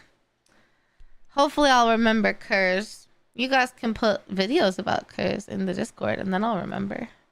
Hint, hint. Con, you're right. It was Con. Thank you guys. Curse, Con, the game, Horus Heresy. Those are the top 4 interesting things right now that I want to learn more about after the Blood Angels. Bless up. Bless up. Chat has a better memory than me. Thank fucking God. And so the lion kind of felt bad and decided to pummel him into unconsciousness instead of killing him. They put Kurz on trial, which honestly was quite funny because they just like sit Kurz down. He like shakes his manacles and fucking pouts, like puts his like bottom lip out. He's like, meh. I was gonna say, Kurz on trial. That must have been quite the show. Like, it absolutely was. This is actually a really interesting excerpt. I'd pay a pay-per-view fine to watch that one. It is very funny.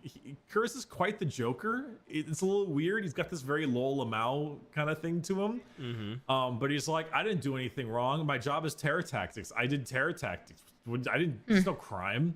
What do you mean?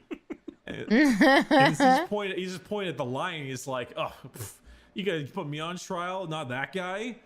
Yeah, that asshole wants to nuke systems. Yeah. But that's the thing, is that Lion says, you accuse me of breaking the law. He says, a hypocrite. You killed far more citizens in the world than I have. And it turns out the Lion bombed shit anyway. Oh. Yep, that sounds like the Lion, all right. Mm-hmm. But didn't tell Gilliman. Oh. I think I remember you telling me that before, but yeah. He went, so I'm curious about the... Like, he's like in front of the trial. Yuki. And he's looking at all of them and he's trying to handle it. He's trying to talk to Lion and Gilliman and keep everyone calm. And Sanguinius has the very nice ability to just fling his wings out if he ever wants everyone to shut the fuck up. That's so true. It is nice. It is a nice part of having wings. And very handy. The room goes dead. Yep. But yes, the Lion decided to bomb people anyway and disguise it as drop pods instead of missiles and things. Oh. And so Gilliman was fucking mad. Not surprising. I imagine Gilliman and Sanguinius were none too happy about needless nuking.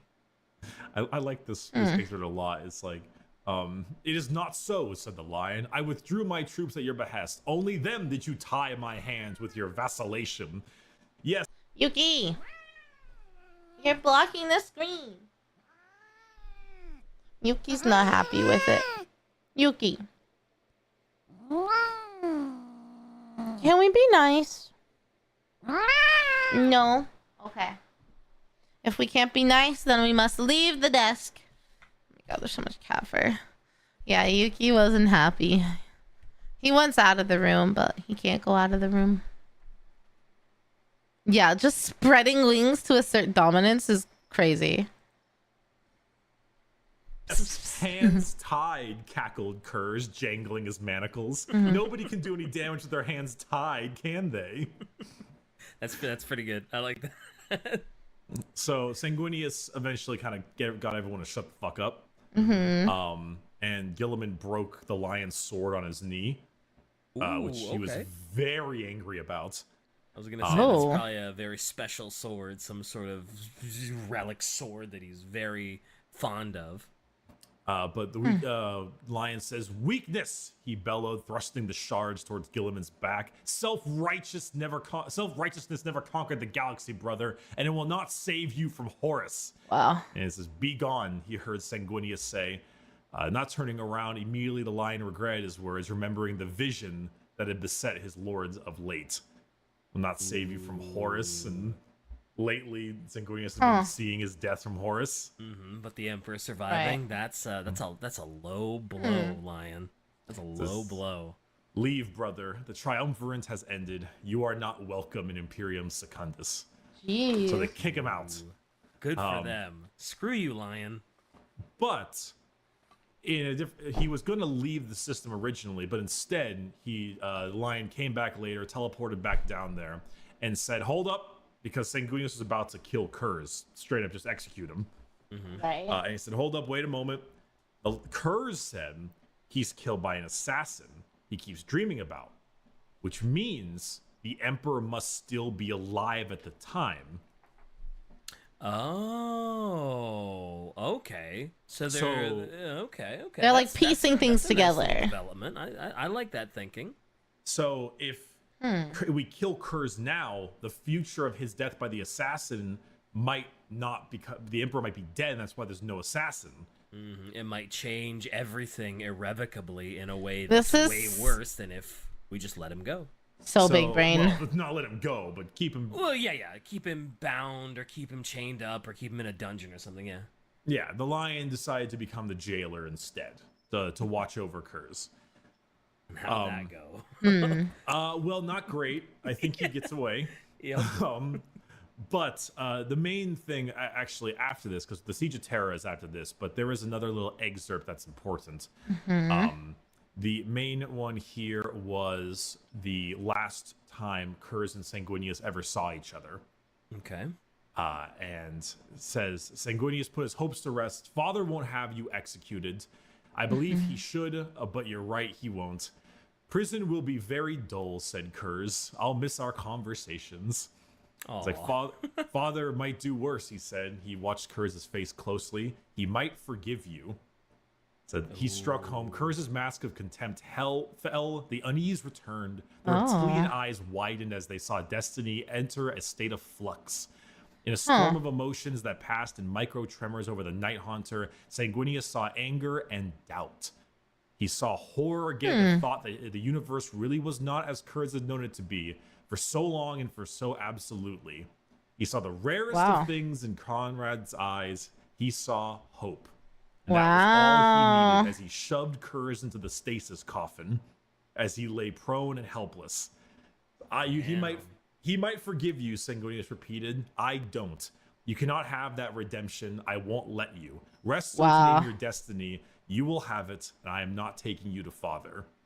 And he says, you can't kill me either. I die at the hands of Father's assassin. So I'm not going to kill you. I'm going to jettison your coffin into the void. The assassin will find you when the time comes. It may be millennia, Conrad. And so the hope vanished into a different form of horror. Wow. It's like, destiny won't be altered. It will be as you say.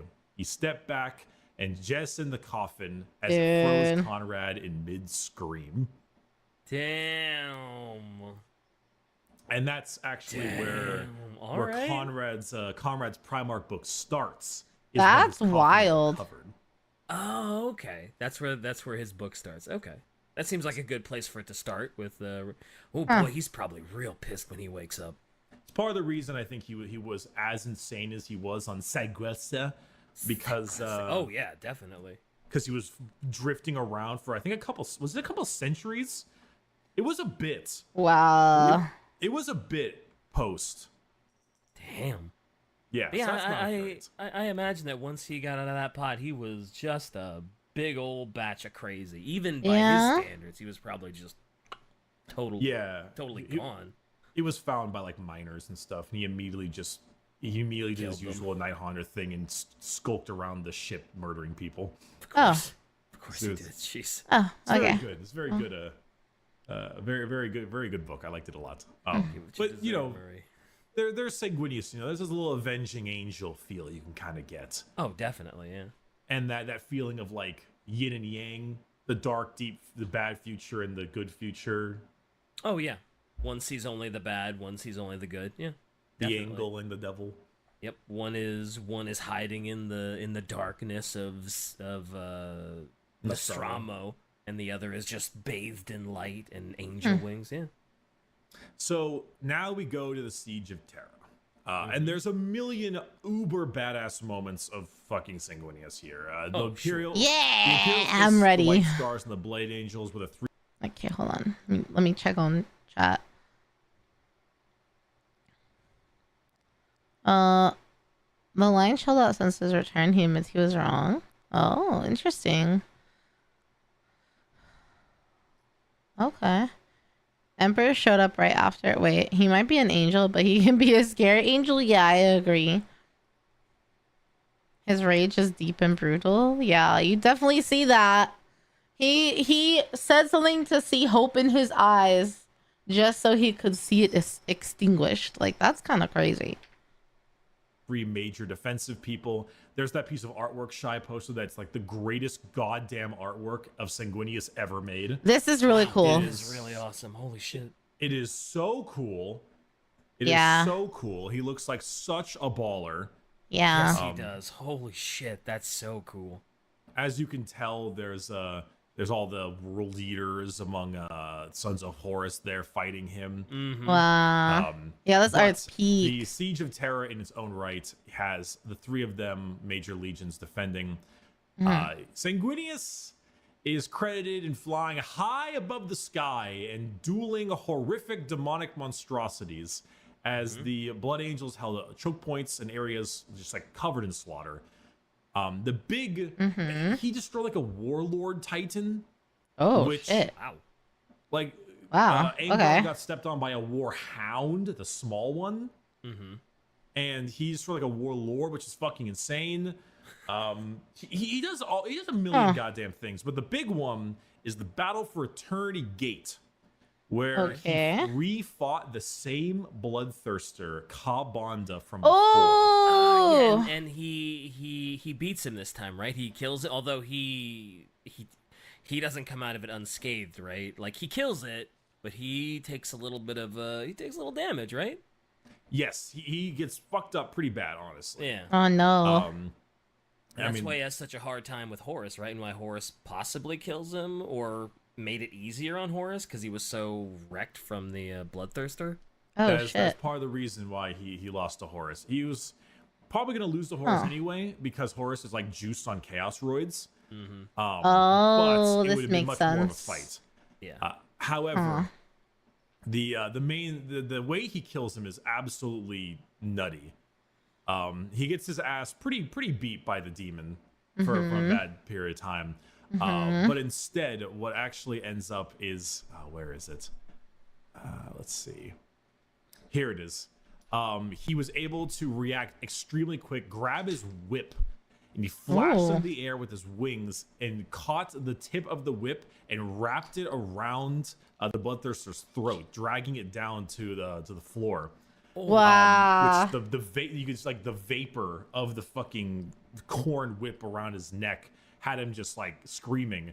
But then he pulled the cables real tight, giving it a tug until his screaming became frenzied little barks. Oh my When god. he tried to break free, swatting at Sanguinius with his bat-like wings, but instead, the Primarch Sanguinius grabbed one of the wings and fucking with his free hand ripped it off. Oh, Just that's a badass. like the fucking bicep. He just Angron ripped wing it off? just tore it. Holy shit. And warp fire gushed from it because it's like warp fire instead of blood. Yeah. Screamed loud enough to shake the walls. Wow. And with the whip still around his neck, He dragged him to the pit, the demonic pit in the middle of the chamber, and says, if you truly do hail from the realm that men once called hell, when you return there, tell your kindred it was Sanguinius who threw you back. Damn. And chucked him into the fucking portal. Oh, damn. what a badass moment. Holy True. shit. True. It's pretty baller. Oh my god, that's so... What a Chad. There's also a moment when he just, like, Kool-Aid Man's through a stained glass window of roses and just fucking yeets his spear and shish kebabs a greater demon. It's the hell most yeah. It's the most over the top bullshit, but it's so fun that I can't help but love it. I would love I to see love like that. an action movie surrounding like Sanguinius's time on like the Siege of Terra with all these badass moments. Right. Oh, that's so cool. That would be cool. It's very all the stuff he does, like the fight with the demon Kabanda is insane, and him dealing with the other one. Oh shit, that's the new mini Shy. I didn't know that was there. There he is. That's the demon. That's Kabanda. There he is right there. You see his whip behind him and the axe. Oh yeah. Wow, he's cool. That's cool. No, they made a mini for. I didn't know that was his mini. I thought that it was just another greater demon. I had no idea that was him. That's Notice cool. the dead blood angel beneath his foot. That's true. Yeah. Holy shit! Yeah, that's Oh my the god, guy. he's There's the wing that huge. he ripped off and stuff. Yep. There's an animation of him. Hand.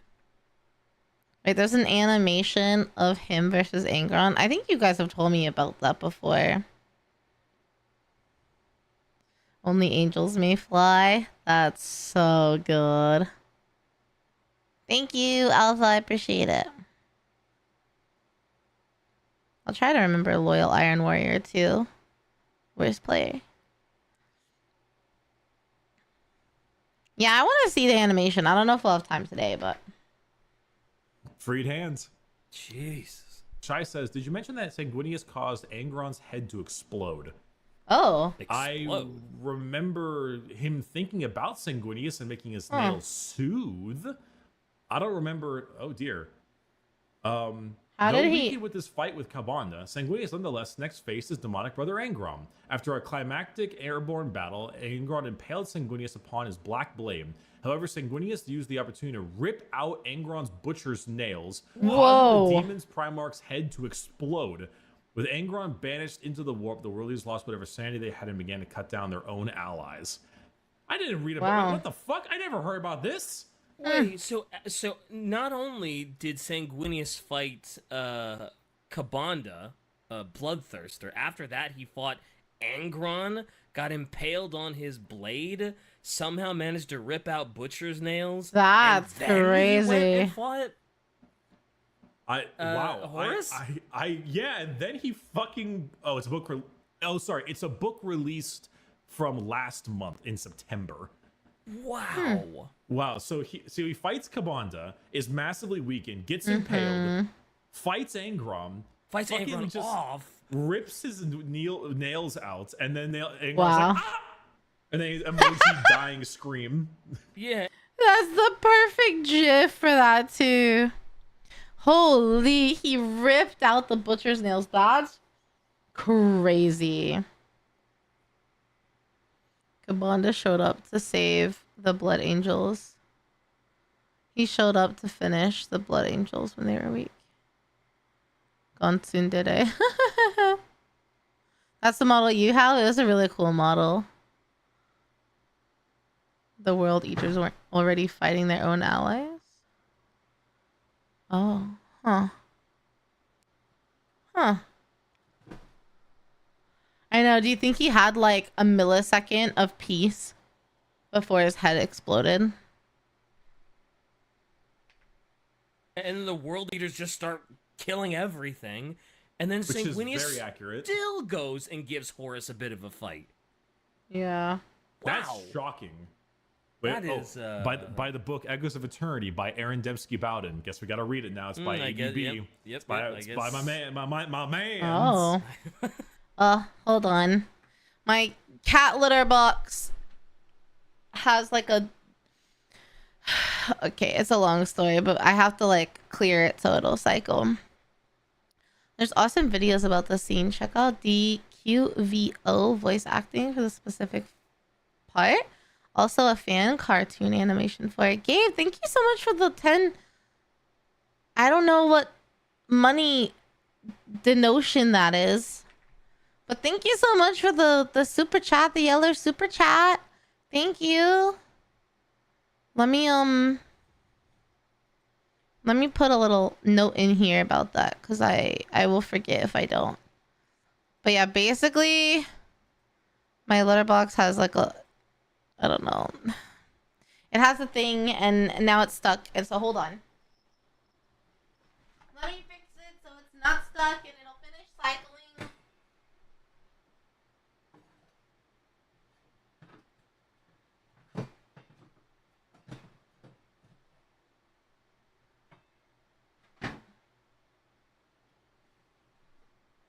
Okay.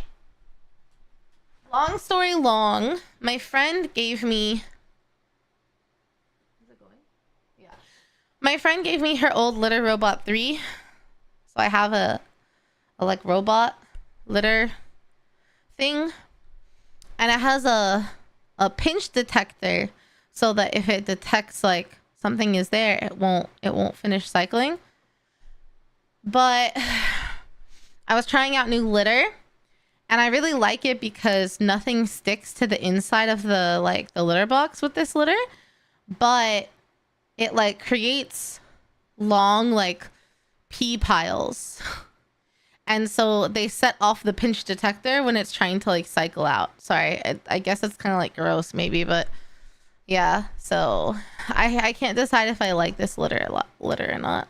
And so I had to go clean. I had to scrape it off so it'll like cycle. I had to like push it down with a little scooper. Anyway.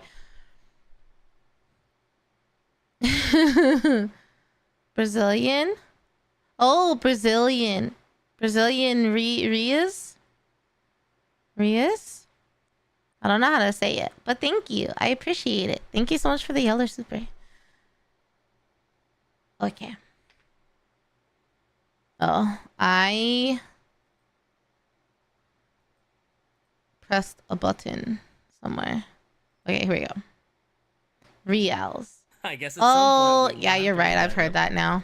Though I'm always, there's a reason why Aaron Dembski Bowden writes Chaos the best. It's because he's bald, and you know Chaos. Ah, yes, of course. Naturally, you know how. Natural, of course. Naturally, I had no idea. That's actually I would. God damn it, I would love like a stick figure thing of just like him pulling out a single strand of dreadlocks and Angron just emoji scream death. Oh, yeah. Goes into the warp. That's so funny. You know, that's a pretty hefty weakness. I gotta say, the butcher's nails just rip them out. Yeah, I guess. I mean, well, how many people can get close enough to Angron to actually rip them out, though? Also true. How many people can get close enough to Angron? That also true. It's like by the time you get that close, chances are Angron's already ripped you to shreds, or is ripping you to shreds, and you know. But damn, Sanguinius, that's a rough day at the office for him. Yeah. You also gotta have that gorilla grip strength. That's But after this, we know how it goes. We do. I don't. Fate that befalls Sanguinius. He teleports up. He tries to deal with Horus. Weaken him, give time for the Emperor to get to him. But between the Chaos Roids and the weakening of his body and Horus's attempts to make it one of the most painful deaths he can create, because he knows the psychic backlash it'll cause his sons, because he knows of the Red Thirst and he knows of the Black Rage. It's the reason he makes Sanguinius' death excruciating. Ooh. Which backfires a bit, because then all of his sons just start going mad and then murder everyone else on the planet. Damn. Because they just lose their minds. Not so good for the Chaos Space Marines that are fighting the Blood Angels at the time. Yo, Among Us. True. That's very sus. That is extremely sus. Sus. Sanguinius certainly did not vent. He was not the imposter. Okay, but it was anguishing. He caused enough anguish to Sanguinius to make just the Black Rage go crazy with the psychic feedback to the Blood Angels. He wanted to make it real bad, which one might say is part of the reason why the Blood Angels visualize themselves at the flagship so often as part of that reason. Because they have like that, which, you know, it really reminds me of Uzos's corn corruption, seeing themselves in a different area when they're murdering people. Which, I mean, there's enough similarities of the Blood Angels and corn as there is, but it's just getting added more and more as time goes on. Mm-hmm. Damn. So, and it's a whole thing. It's a whole thing. It is indeed a thing. Wow. But anywho, the whole fight and the major thing, death by Horus. I would love to read the actual major book for it because it's such a oh yeah, it's such an iconic moment. Yeah. Yeah, definitely an iconic moment, and I would the love iconic painting and everything, and yep, it's the major thing. But Sanguinius's death at the hands of Horus is the major fall, like the final fall, kind of a very much like him willingly going to his death to protect his father. Yep, because he wants that future. Right, to come true, right. Yeah, because he wants the one where the Emperor lives, which I don't think he realized what the word lived meant. Yeah, had he known more specifics, he might have tried a different option. Because, yeah, the Emperor does survive. Air quotes, you can't see them, I'm doing them. But quality of life isn't great. And then, what is it, 1,000 psychers a day need to be sacrificed to keep him, quote Holy shit! alive? That's which is also insane. Because they even tried to make a conclave of psychers to help with the Librarius, him, the Khan, etc. Yeah. 1,000 a day? Holy. Maybe if his foresight had a little more detail. I wonder if Sanguinius would have, maybe tried something else. Maybe not flown to his death. Yeah, it's a thing. It's a thing. It's a thing. So, along with that... Isn't it more now? Is it more now?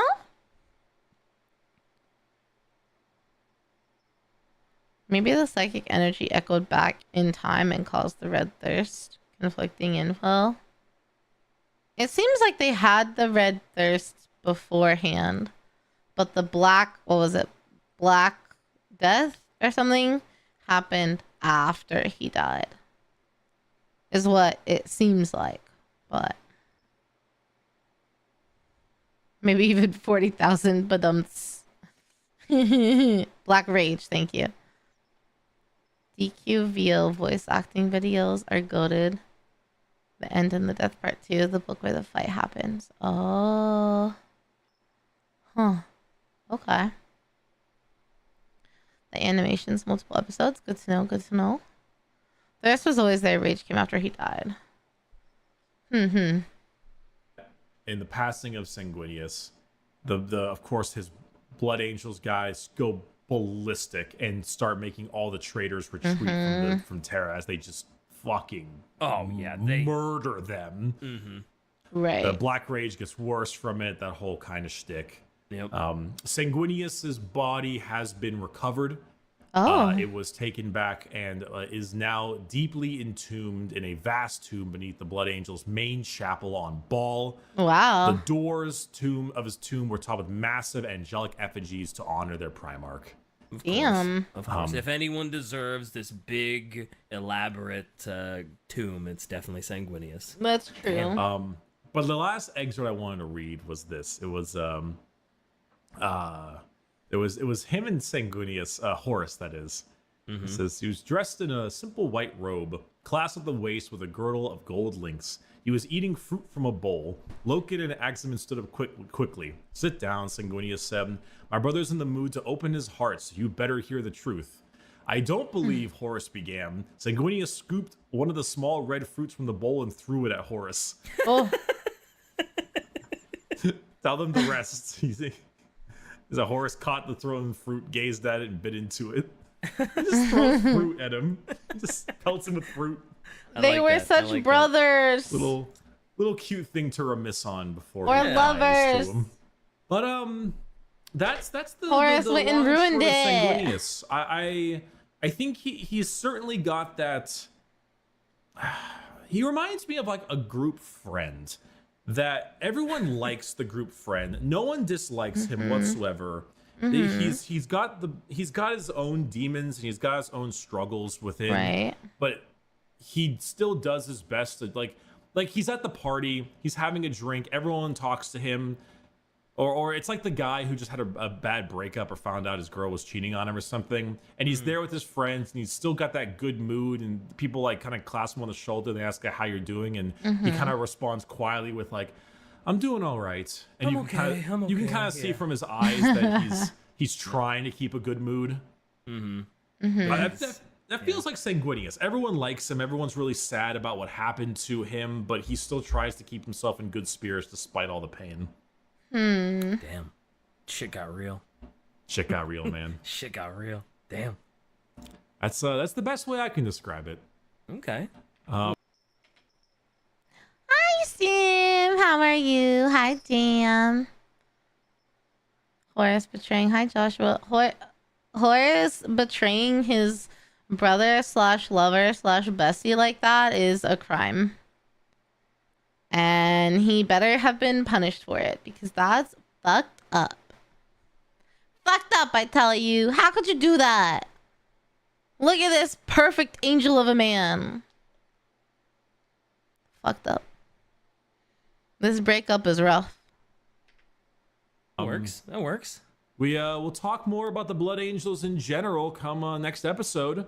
We'll Yeah, talk about now some we're of their gonna watch people, it. Mr. Commander Dante, Mephiston, Astaroth, and a few of their exciting. He's exciting been boys punished. and Bless girls. up. Hell Well, yeah. actually, I guess it would only be Horus boys, is 'cause dead. Space Marines, and because women are because the Emperor has decreed that women are icky.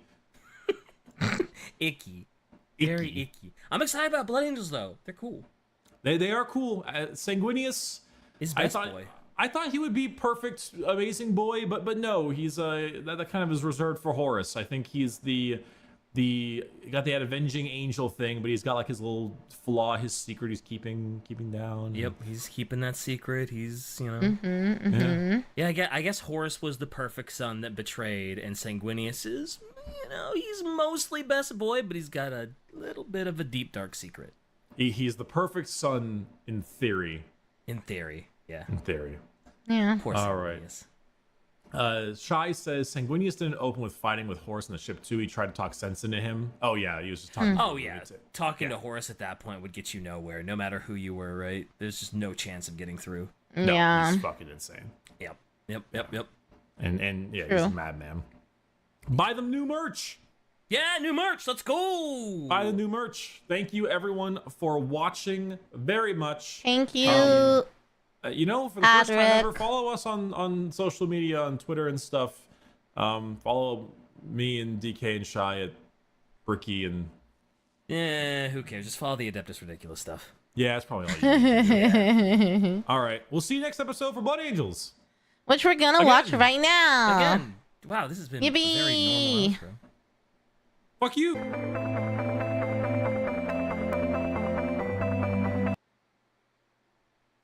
Yay, Blood Angels time. I did not adjust the volume on this one. You're gonna have to bear with me.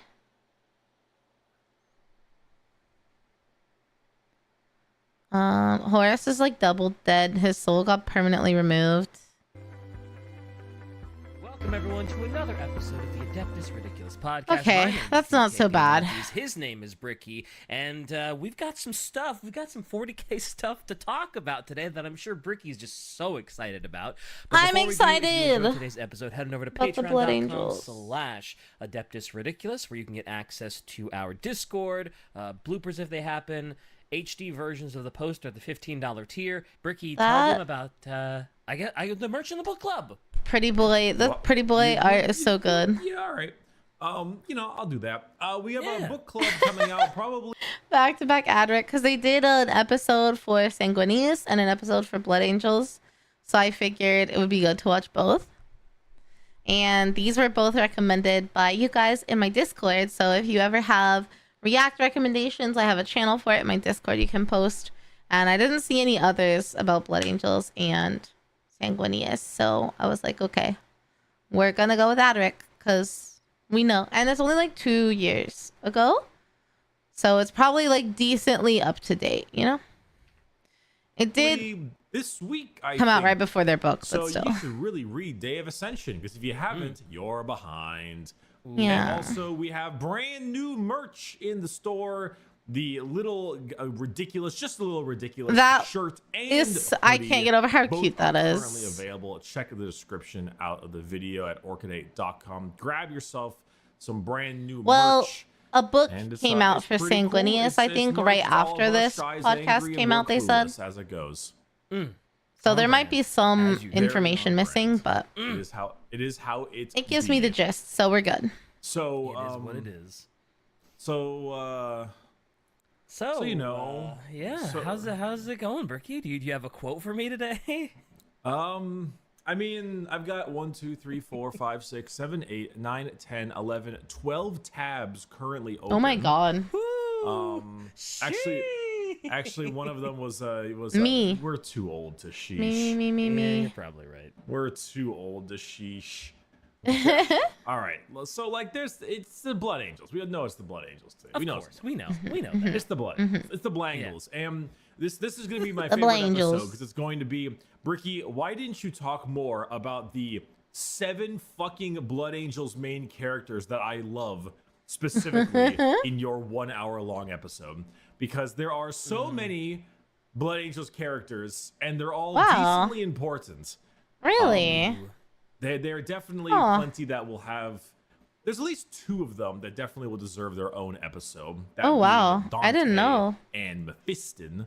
Oh. Okay. Oh. But there's also Wait, chat mentioned those names. Mephiston's the one that came out from the Black Rage. But Dante, I don't know.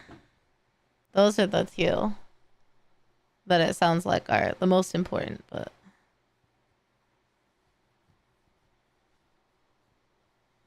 oh yeah, I heard about the Lamenters very briefly. Astaroth the Grim, the Sanguinor, Ascalion, Tycho the Lost, Brother something or another, Bofadis, you know, everything in between. Both of these nuts. Hey, dude, listen, man, Blood Angels are stored in the balls. Indeed. The balls secundus. So you said Dante and Mephiston are worthy of their own episode. Are we going to talk about them today, like briefly, and then do separate episodes on them? Most likely. But when those episodes will arrive, who knows? It could be years. Oh, It sure. could be decades. Oh, You might be dead. Blood Angels. So might be dead. let's go ahead and hit some Blood Angels up. Let's start off with a quote by Dante himself. The man from Devil May Cry. Tax evasion is a crime, Virgil. All right. For is. 1100 years, I have fought and I have seen the darkness in our galaxy. I have seen the vileness of the alien and the heresy of the mutant. I have witnessed the sin of possession. I have seen all the evil that the galaxy harbors, and I have slain all those presence. Shit. And I have slain all whose presence defiles the Emperor. I have seen what you will see. I have fought what you must fight, and I have slain what you must slay. Damn. So fear not and be proud, for we are the sons of Sanguinius, the protectors of mankind. We are indeed the angels of death. Commander Dante addressing a new group of Blood Angels neophytes. He sounds like a cool guy. Yeah, he's pretty depressed. I Oh, won't lie. Well, He I has- mean, aren't all Blood Angels kind of depressed after Sanguinius dies? This guy in True. particular, Dante has got a higher level of depresso oh, compared to a few others. I think he just wants to die because he's so damn old, but he has a purpose to fulfill. So, The anywho, 40K where everyone wants to die. it is a pity that we can So die true. only once in the Emperor's service. damn. But anyway, the Blood Angels. So, the 9th Legion themselves are a legion that, of course, started off over in Terra, as all Blood Angels tend to, or all chapters Blangles. began. The Blangles. The Blangles. Blangles are stored in the balls. They have Blangles a are stored in the balls. shockingly high amount of successor chapters including the Angels in Carmine, Angels Excelsius, Angels Glorious, Angels Whoa. Numinous, Angels Penitent, Angels Resplendent, Angels Sanguine, Angels Vermilion, Angels of Light, and that is about a sixth. The more notable ones are the Flesh Eaters and Flesh Terrors, Whoa. the Lamenters, Oh. and also a couple others, like the Blood Drinkers, which is a little on the nose. It's a little bit. It's a little on the nose with the red thirst, and you know. But the Blood Angels were way back when they were from Terra and fighting off the old horrors of Old Night is where they kind of started getting a little bit bizarre. So this kind of contrasts with my initial assumptions that, all right, the Chaos Gods could not get to the Primarchs, but they kind of fucked with them a little bit in their stasis capsules, which is why Sanguinius has the wings. Yeah. I assumed that perhaps that also might be the reason why the Red Thirst is a thing. Oh. Assumption. Yeah. But it seems Right. that issue may have been persistent as just a flaw in Sanguinius in general with his creation, because it seems that the overall Blood Angels have had interesting, problematic early days, so to speak. Okay. So they were helping out the Emperor reclaim the soul system from Old Night, which is basically a phrase. Oh, we haven't talked much about Old Night. But Yeah, it's I've not basically heard that. Wow, humanity is this mutant, horrible, techno, barbarian, blah, blah, blah, blah kind of people. And they went out to go rid the solar system of these people. The problem is that with this, it was called the Dregs of Old Night, the Unification Wars, etc. And part of this was all these people were like chem-strained humanoids and rad-saturated humanoids, and they often would recruit from the less vile versions of them into their chapter. Okay. This started to make them. It gave them a reputation. The Ninth Legion was given a reputation of being pretty fucking vile and very violent. Like, Really? more violent than the norm. I think 40K. That's pretty violent. If you're more violent than the norm, That's so true. Yes, you're kind of a savage. Yeah. And that was the problem, was that they were a lot more savage than most other legions. In fact, Malkador the Sigillite even claimed them to be known as the Revenant Legion early on because of their just high volume of slaughter they would bring out. As time went on, they actually were sent on out over to fix up a area in Neptune and Neptune's moons from the dredges of Old Night. And the Emperor was kind of seeing how they were acting and how they were just the way they were fighting. And it was kind of like a suicide mission. Like, go deal with these people while I go get the Mechanicus back, while I start working with all these people in our closer system. Go to Neptune, deal with the problem there. And he kind of expected them to all fucking die. Okay, send them on a suicide mission because they're mindless savages. Also, are these pictures of what they used to look like that Chai's posting? Because they are indeed just like tribal savages. Yeah. No, those are the techno barbarians of Old Night. The old. Okay. So those are the people they were trying to like get rid of. Yeah, they often utilize the what is it called? The Thunder Warriors. To get rid of them, but they did recruit from them. I mean, if you see the second guy, he has an Imperial Aquila on his arm. Oh, yeah. So, it's a little bit here and there. Yeah, they're Okay. But, like, they're still Marines and all that, but they're just a lot more violent than normal, Yeah. Okay. Yeah. And so they sent them to Neptune, and they basically never heard back. Like, okay. Oh. That's about So right. they just assume that they died on the suicide mission. Right. as Okay. expected, no Okay. big Okay. loss, that's Yeah. Expected. Okay. But they went there and, well, found them there. And the place was just a massacre. And everyone that was still available to be recruited into the Blood Angels, or the Revenant Legion, was recruited into them. And they were just these, like, gore-spattered warriors. Like, not very practical and very inglorious, but hey, they were the murderers that they did their job. Yeah, they got the job done. On what should have been a suicide mission, they succeeded. So, I mean, good job. Like, you get a gold star. Yeah. How do you greet them after that? That's the problem. And in True. particular, there was a fight during the early years of the Great Crusade known as the Charnel Feast. Which is not great. And I'm not going to go through too much of this, but this is before Sanguinius was found. Oh, okay. They were going and getting it's kind of a lot of stuff here, but the long story short is that they were going to an area that had a bunch of like, what was the Great Crusade? They said they liberate a world, right? From Kai Birans is the name of the place. And they would constantly sustain themselves in an economy of acts of like ritual acts of bloodshed and cannibalism. Thing is they kind of had this sort of siege issue here of like kind of holding the supplies from their stores and having a little stalemate of their fortresses and all that.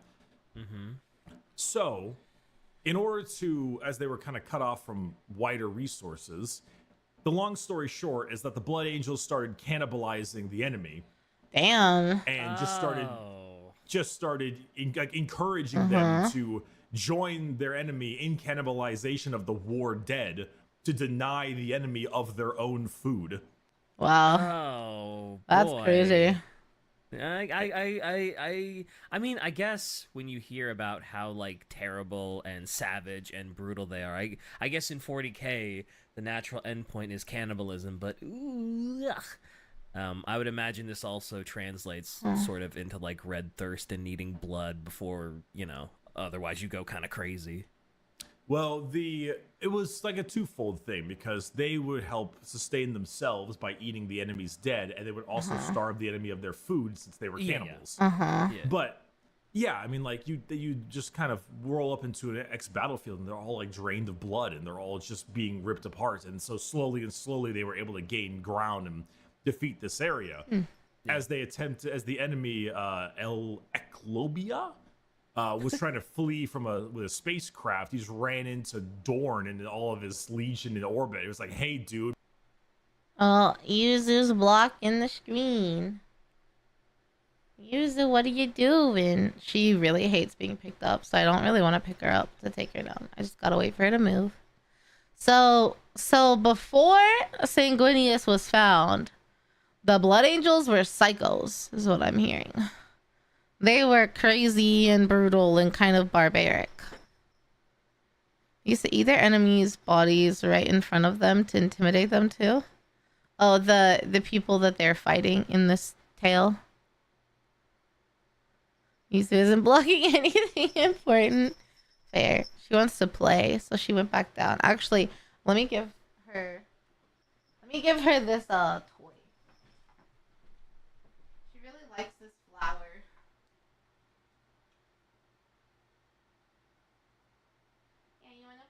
Flower? You want the flower, Yuzu? Okay, here you go. Here you go, excuse me. We'll put the flower over here.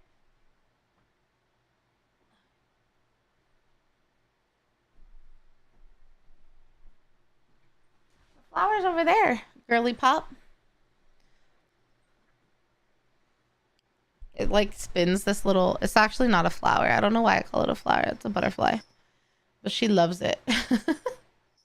She likes to try and bite it. Sorry. Just cat lady things. So they're savages. Thank you for the sip, Lucid. I'm almost out of water.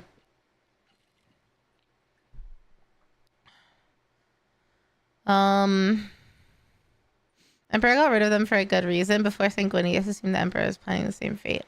Okay, so Emperor was trying to like get rid of him because he didn't think he'd find Sanguinius. Or like he would just make more when he found Sanguinius, I guess. Huh.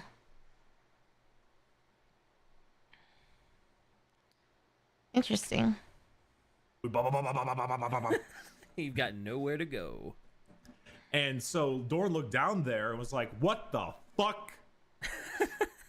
Yeah, I bet Dorn loved seeing that. I bet that just made his day.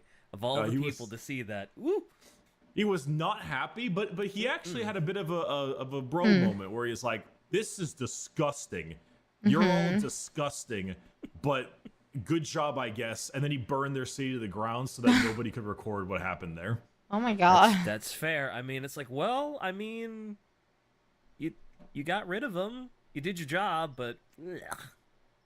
So this is kind of where the red thirst of the Blood Angels was really starting to make its way, and they were getting more and more debilitated from it, because it started as them being really good at fighting and then becoming debilitative, and now they're eating corpses and Sucking the blood dry. Yeah, it's bad. And the legend of the Ninth Legion grew as a frightening concept. They were not just like the Emperor's forces. They were hidden murderers with a hunger for blood and death.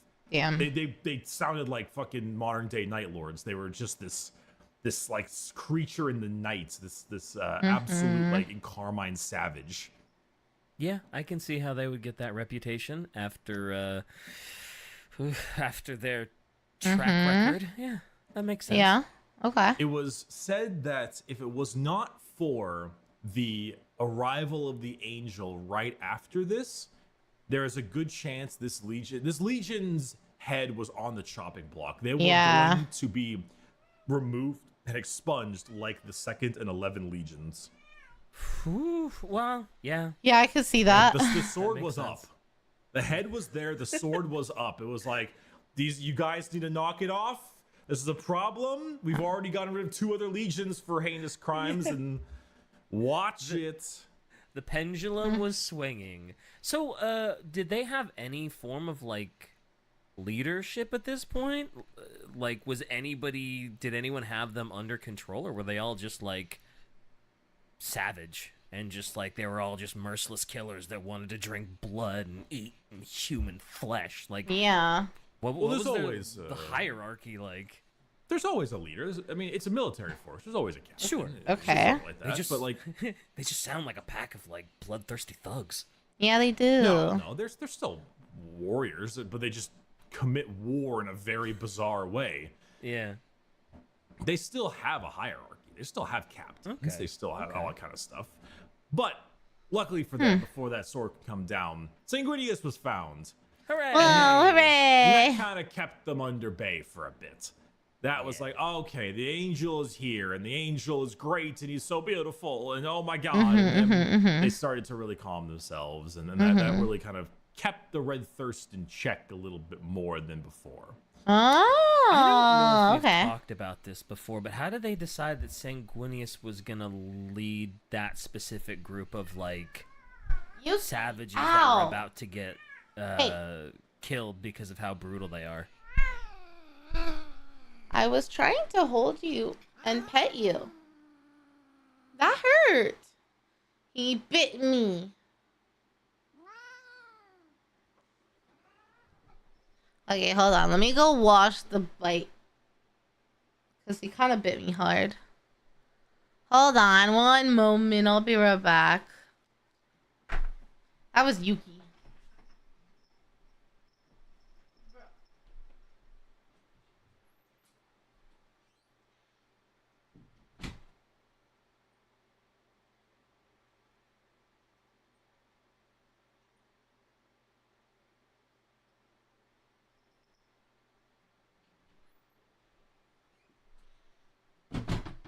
Mind.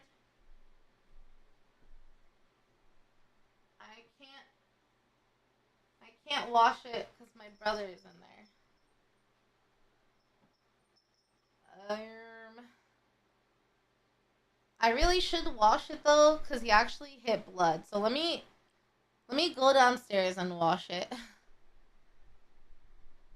Because if cats bite you, like you always need to wash it and clean it because it can get infected and be really bad. So hold on one second. Let me wash it.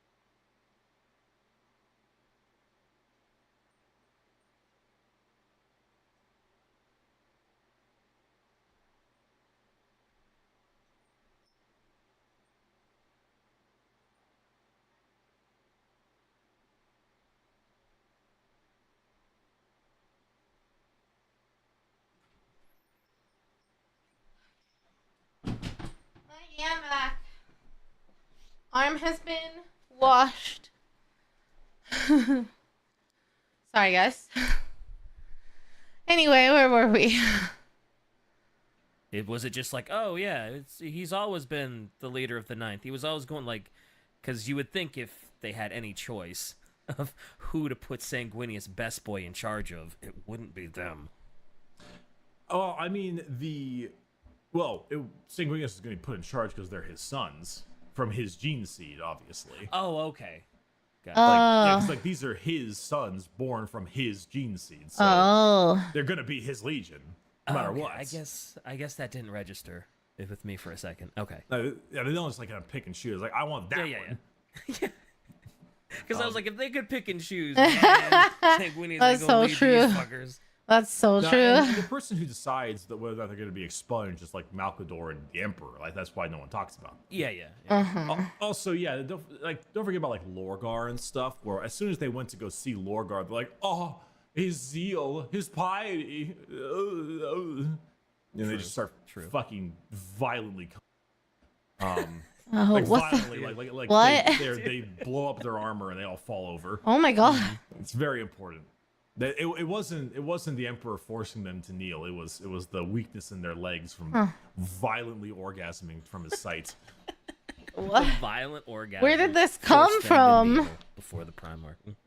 So, Sanguinius returns. That whole thing. Mm-hmm. Oh damn, that is a huge wall of text. What the fuck? Thanks for the sip. Yeah, go ahead, dude. What does that say? For current character, Sanguinius did much to establish the culture and beliefs of the chapter. He transformed the Blood Angels from an army of killers into a legion of noble warriors that were also well-versed in art and poetry. There is a mystical streak in many of the Blood Angels and a strong belief that things can be changed for the better. Basically, they kind of need to strive a lot for perfection and take interest in fine things like art and music to stop themselves from falling into their insane old selves, especially under constant pressure of red thirst and black rage. They're also kind of ruled by somewhat democracy. Two organizations, Red Council and the Council of Blood, are in charge of them because they need to work together spiritually and physically to keep everyone in check. And they outrank chapter masters because as Blood Angels, you're kind of expected to die or go insane at any point. Wow. Makes sense. Yeah, makes sense that you would, okay. you need to put your mind on something else other than, wow, I'm actually insane. Oh, wow, red thirst. So yeah. That makes sense. Hello, Kana. So Kana Sushi just raided on Twitch. Hello. How are you? Welcome in. Thank you for the raid. What were you doing? What were you playing? Thank you for the sip, Cal. Yeah, love of my life. How are you? You're so beautiful. Thank you. I just saw it, Honcho. So I approved it. I don't know why, but my Twitch chat that I have pulled up isn't showing me the like mod stuff, so I'll have to fix that. But hello guys, if you do not know me, I'm your daddy, you can call me Riri. I'm a variety screamer, magical ghost girl. I did have a birthday and a new model yesterday, so here we are. Thank you guys for hanging out with Kana, the love of my life. If anyone needs to like lurk or take a screen break or whatever, that's totally fine. I really do appreciate it. Appreciate the lurks and all that. But I am learning about the Blood Angels from Warhammer 40k. So I'm learning some Warhammer 40k lore. I've been exploring it, delving into it a little bit every week. And this week we're learning about my dead boyfriend Sanguinius and his legion, the Blood Angels. So it does get better. I don't have any toggles set up or anything yet, but oh, what the fuck? What is hold on. Capturing a window is crazy. But I can do this. And I can do this.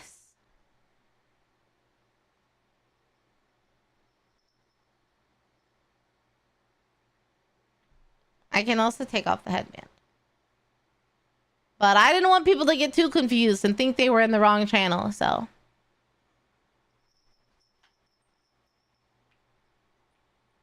Yeah.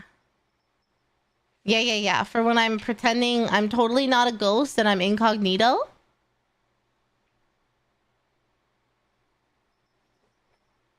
But we're going with the classic for today. And eventually when I have time to set everything up, there will be like point redeems where you can switch the outfit and switch the hair and take the hat off and all of that, but I haven't had time to set any of that up, so. This unconfused me. I have a clarity. But yeah, thank you for the raid, Kana. And hello, Hippo King on YouTube. Hello. Is this the coffee shop look? Yeah, sure. This is more appropriate, probably. This is the daytime look. Yeah. Okay. Anyway, back to the Blood Angels. As to why you would want them to be, fine art, music, poetry, and... Huh? Did the YouTube stream crash?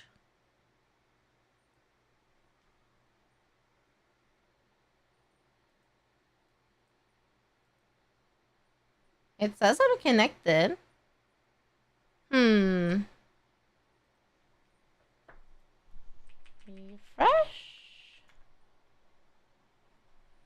I am still live. Sorry. Okay. We're just gonna blame my really hot CPU on these issues, and we'll move on. Hi, Jules. Get them into the finer things, something to distract them from the insanity and bloodshed. Well, it's always good to have a different hobby than eating the dead. True. Well said. Yeah. Don't need us to help a decent amount with the overall problems. Well said. Well put. Truly, Thank you. Truly, you are a philosopher. I've been known for my high levels of intelligence. Oh yes, that is what Bricky is known for, just high IQ. It's hard being so hot. Many brain cells just bouncing off of each other, yeah. Now, all right. Now listen here, young man. But let's talk a little bit about the Red Thirst, because I have a very hard time nailing this down. It's like calculus, okay? It just doesn't compute properly in my head. So the difference between the Red Thirst and the Black Rage. Figuring those two things out. So I think I finally gotten a handle on it. Got it. Okay. I think this was a point of contention in the last episode. It was. Oh. Well, they're always a little miffed, but that's because I'm bad at my job. So Red Thirst. Hey, entertainment before accuracy. Red Thirst. All right. It is the overall vampiric craving for blood and the slow descent into more and more wanton violence. Oh. Okay. It is the craving for blood and the tick of like anger and the tick of like this feral kind of murderous vibe that they have. Right? That is the idea of the Red Thirst. Yeah, and the Red Thirst has always existed with them, right? Or it's existed for a while. Like before Sanguinius showed up, they still had the Red Thirst. It was believed that they have like an early version of the Red Thirst, but they did not have the Black Rage yet. Yeah. Okay. Yeah. And the actual Red Thirst is something that is basically uncurable. It continues and it continues and it continues and it gets worse and worse, and they keep trying to hold it in check. But it's like a dementia patient in the sense where like you can do your very best to bring it down, but it's only gonna get worse. Yeah, there's no cure for it. It's only gonna get worse. You can only hope to slow it. Yes, and if they ever end up falling fully to the Red Thirst, they tend to go into this. They get locked away basically in this thing called the Tower of the Lost, where they succumb to a complete, roiling, uncontrollable insanity. Wow. That's an appropriate name for the tower. Which I must admit, a bit bizarre that they put them in the tower, because, like, just a little bit weird. I thought that they are executed originally by Asterath the Grim, High Chaplain of the Blood Angels, but I believe he actually executes those with the Black Rage, not the Red Thirst. So everybody that's too far gone in the Red Thirst, they just put in a tower and they just kill each other? Or do they literally lock them in like prison cells so that they can't harm themselves or others? My mind would be they would lock them inside coffins, because that's pretty Blood Angel-y. But True. Sure, yeah. True. I actually don't know. They are locked away in the Tower of the Lost on Ball, where they succumb to uncontrollable insanity. I don't know why they don't just kill them. Yeah, you would think seems that you a would little either wanna harsh. execute them, or like if you could like cryo sleep them, or put them in suspended animation and then just drop them on a planet like in a torpedo or something. Oh my god, They true. just wake up and just go on a rampage on enemy front lines or something after you airdrop them in. Well, that second thing you're describing is the Death Company, and That's true. That's true. That is a part of the Black Rage. Which you fall completely to it, right? Yes, so the Black Rage is the psychic feedback of Sanguinius's death.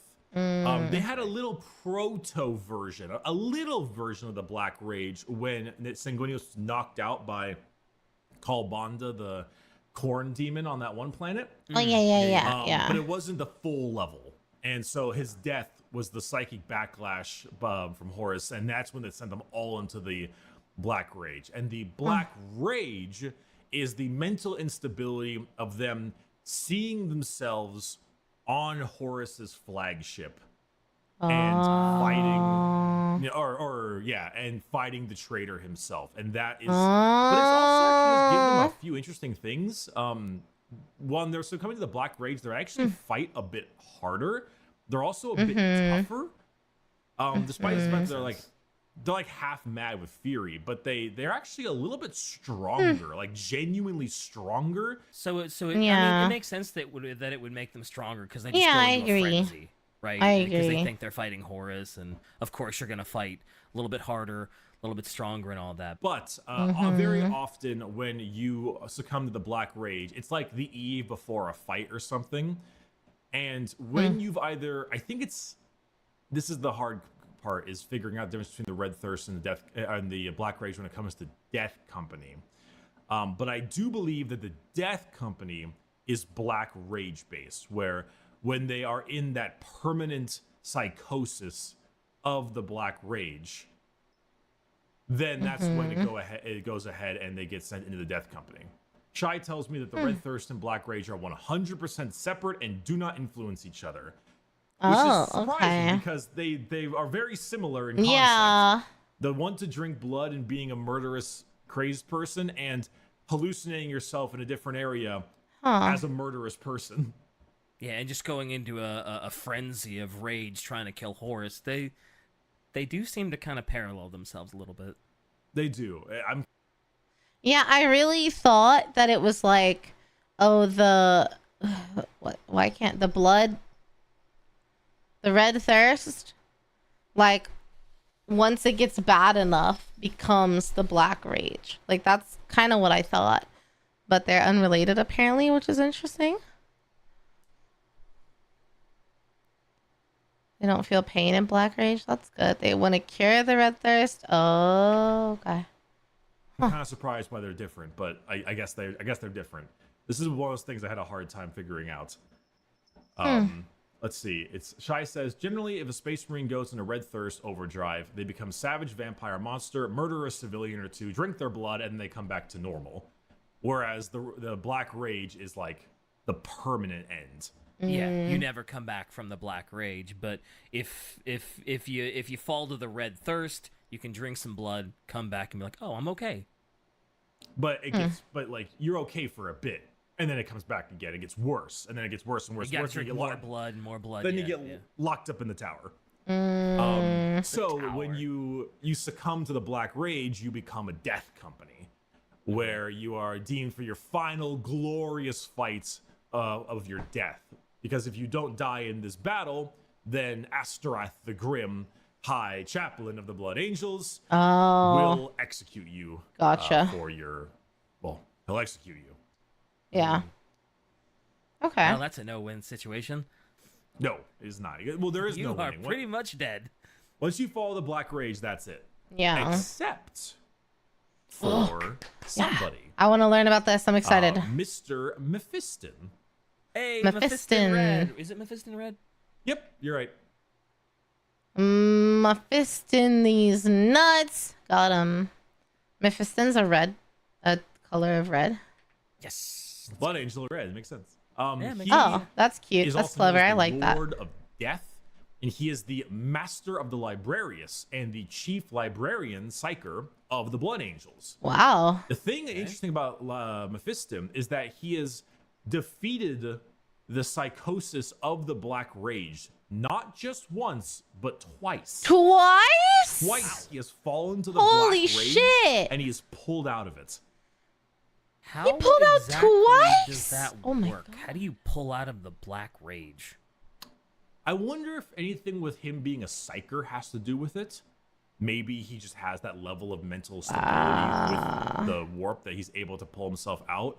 But this is mainly a concept of, wow, Mephiston is so incredibly strong of will and power, he was able to pull himself out. That's crazy. But yes, Mephiston actually recently got a brand new model. Oh. And That's yeah, he's cool. got like a Primaris model now, and it looks really good in my opinion. Cool. But he as the chief librarian is the he's the only person to have in all the Blood Angels to have been able to pull out the Black Rage Wow. not just once but twice. He's also considered to be one of the strongest psychers in the entire Imperium of Man, along with Wow. well, he probably can't beat out like Caldor Drago and some of them, but along with like Chief Librarian Tigerius, for example. Okay. Which is Blueberry. Blueberries. Yeah. Gross. We'll have a whole episode on Mephiston one day. I mean, it sounds dope. I mean, also, Shai posted a wall of text. Would you like to read it? Sure. During the Second War for Armageddon campaign, Calistarius became a victim of the Black Rage. After being inducted into the Death Company, he took part in the assault on the Ecclesiarchy building and was one of many trapped inside when the building collapsed during battle. For 7 days, Calistarius lay trapped in the rubble, teetering on the edge of death and madness. Somehow, rather than succumbing to the Red Thirst, he managed to conquer it. By sheer strength of will, he was able to suppress and hold in check the feelings of rage and the desire for blood. And in so doing, he became something more. On the 7th night, he burst free of his rocky tomb, reborn as Mephiston, the Lord of Death. Huh. Not bad. Wow. So he just got super hella trapped under some rubble, succumbed to the Red Thirst, and just through sheer strength of will was able to hold it all in check. Wow. How is and succumbing conquer to it, I the guess. Red Thirst even real? Just like don't. Like just close the laptop, you know? Like how is cyberbullying even real? Just... Oh my god. Hello, kitten.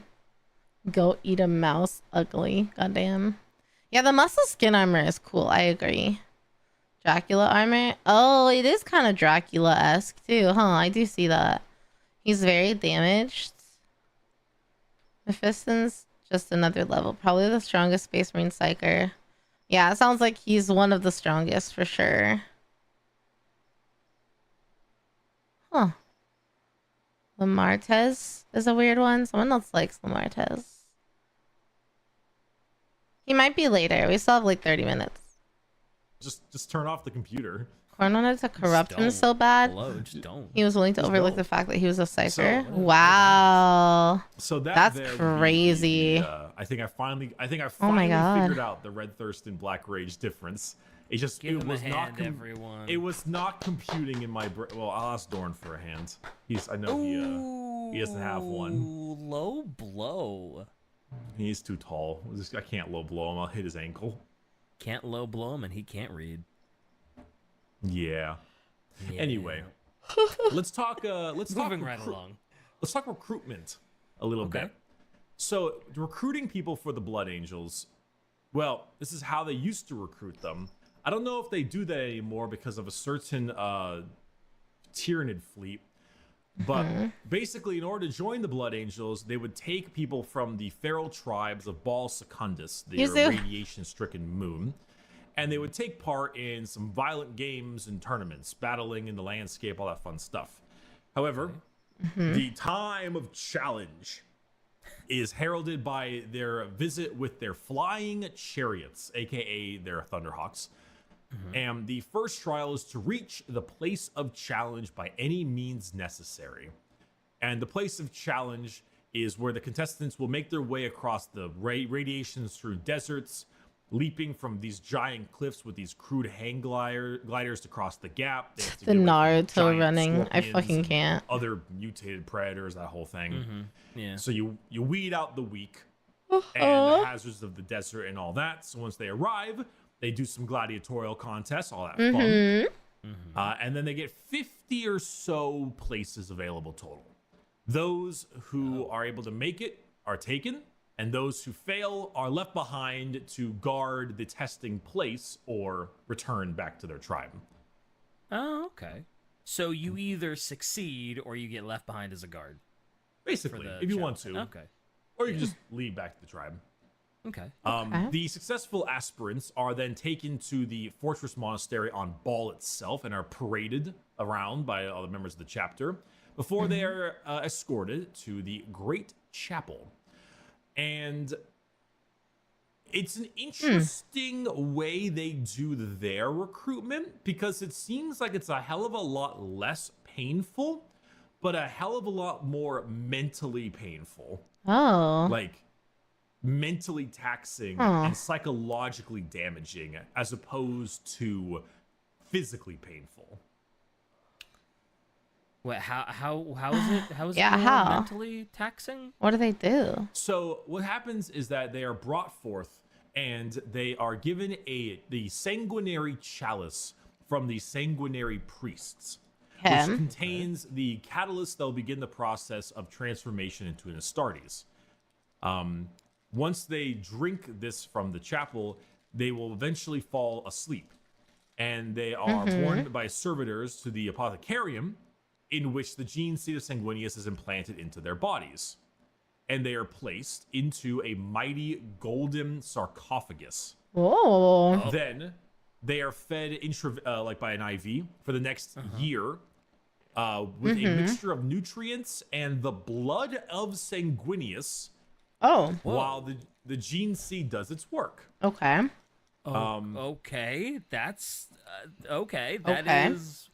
crazy. Yeah, I agree. You fall asleep, you're put into a coffin, and you are fed by IV with the blood of Sanguinius and other nutrients. And this will allow them to, well, most of them die, naturally. Sure. They can't take the sheer strain of the changes that they're taking them, but those that don't are growing. Like, this will make them grow into a strong Astartes, the new organs and everything. Huh. They put on muscle mass, they acquire their extra internal organs, the whole thing. Oh, Unfortunately, right. At this time, they also have strange dreams. Because the gene Oh. seed, the gene seed carries memories of Sanguinius, whose Probably a nightmare hellscape. Yeah. whose death echo rattled across the time and space. Jeez. On rare occasions, the aspirant will awaken well before the year is up, Oh no. trapped in a claustrophobic, Oh no. pitch dark coffin. Oh no. Like, that's everybody's worst nightmare, right? Mm-hmm. Oh, Basically so if being you wake up buried like alive. So if you wake up 3 months early, you still have to stay in the coffin for another 3 months, even though you've woken up. And you're now awake, and so those physical changes to your body are probably felt more. Oh, that sucks. No. Knock him out in the IV, Yeah, guys. that's not great. That's no fun. No mas, So, no mas. despite being changed into superhuman soldiers, some wake up and escape the coffin, not the most mentally happy. Yeah, fair. Yeah, That's probably fair. the understatement of the century. Yes, it is really rough. Yeah, it's very, very rough. But now they're neophytes. Yay! Hooray! Also, so all of them are intravenously fed Sanguinius's blood? Is that? A little. I mean, not a lot of his blood, but mainly nutrients and some of the blood to coalesce with the gene seed. I was gonna say, like, Sanguinius only had so much blood in his body. Like, they've only got so much of it. There's a finite amount of Sanguinius blood to give to these people, Is right? there? So it's gotta be like, what, they put like a drop in, like, with their fluids or something? I don't know the specific amount of blood. So, continuing the concept of sanguinary shit, you also have the Sanguinary Guard. The Sanguinary Guard are the super elite veteran Astartes that are the main, were the main bodyguard for Sanguinius himself. Okay. Survive the Great Journey, survive Battle Royale, survive Blood Chalice, survive Coffin Prophet, something like that. Very few recruits become Space Marines, especially depending on which chapter they're recruited in. Yeah. I mean, it sounds like most of them didn't survive, like, regardless of what Legion they recruited in. But, fair. And they're also known as the Ikasat, I think is how it's pronounced, or the Burning Ones as well, for their unwavering devotion. These dudes look baller as hell. Oh, nice. I agree. Of course, they have to have gold abs. Yeah. Of course. If Very you're gonna cool. have armor, you have to have the gold ripped abs. I mean, Yeah, why wouldn't you? they're probably cloned, and they probably have those abs under there anyway. But you know, Yeah. Well, I mean, like, yeah, but look at the wings, though.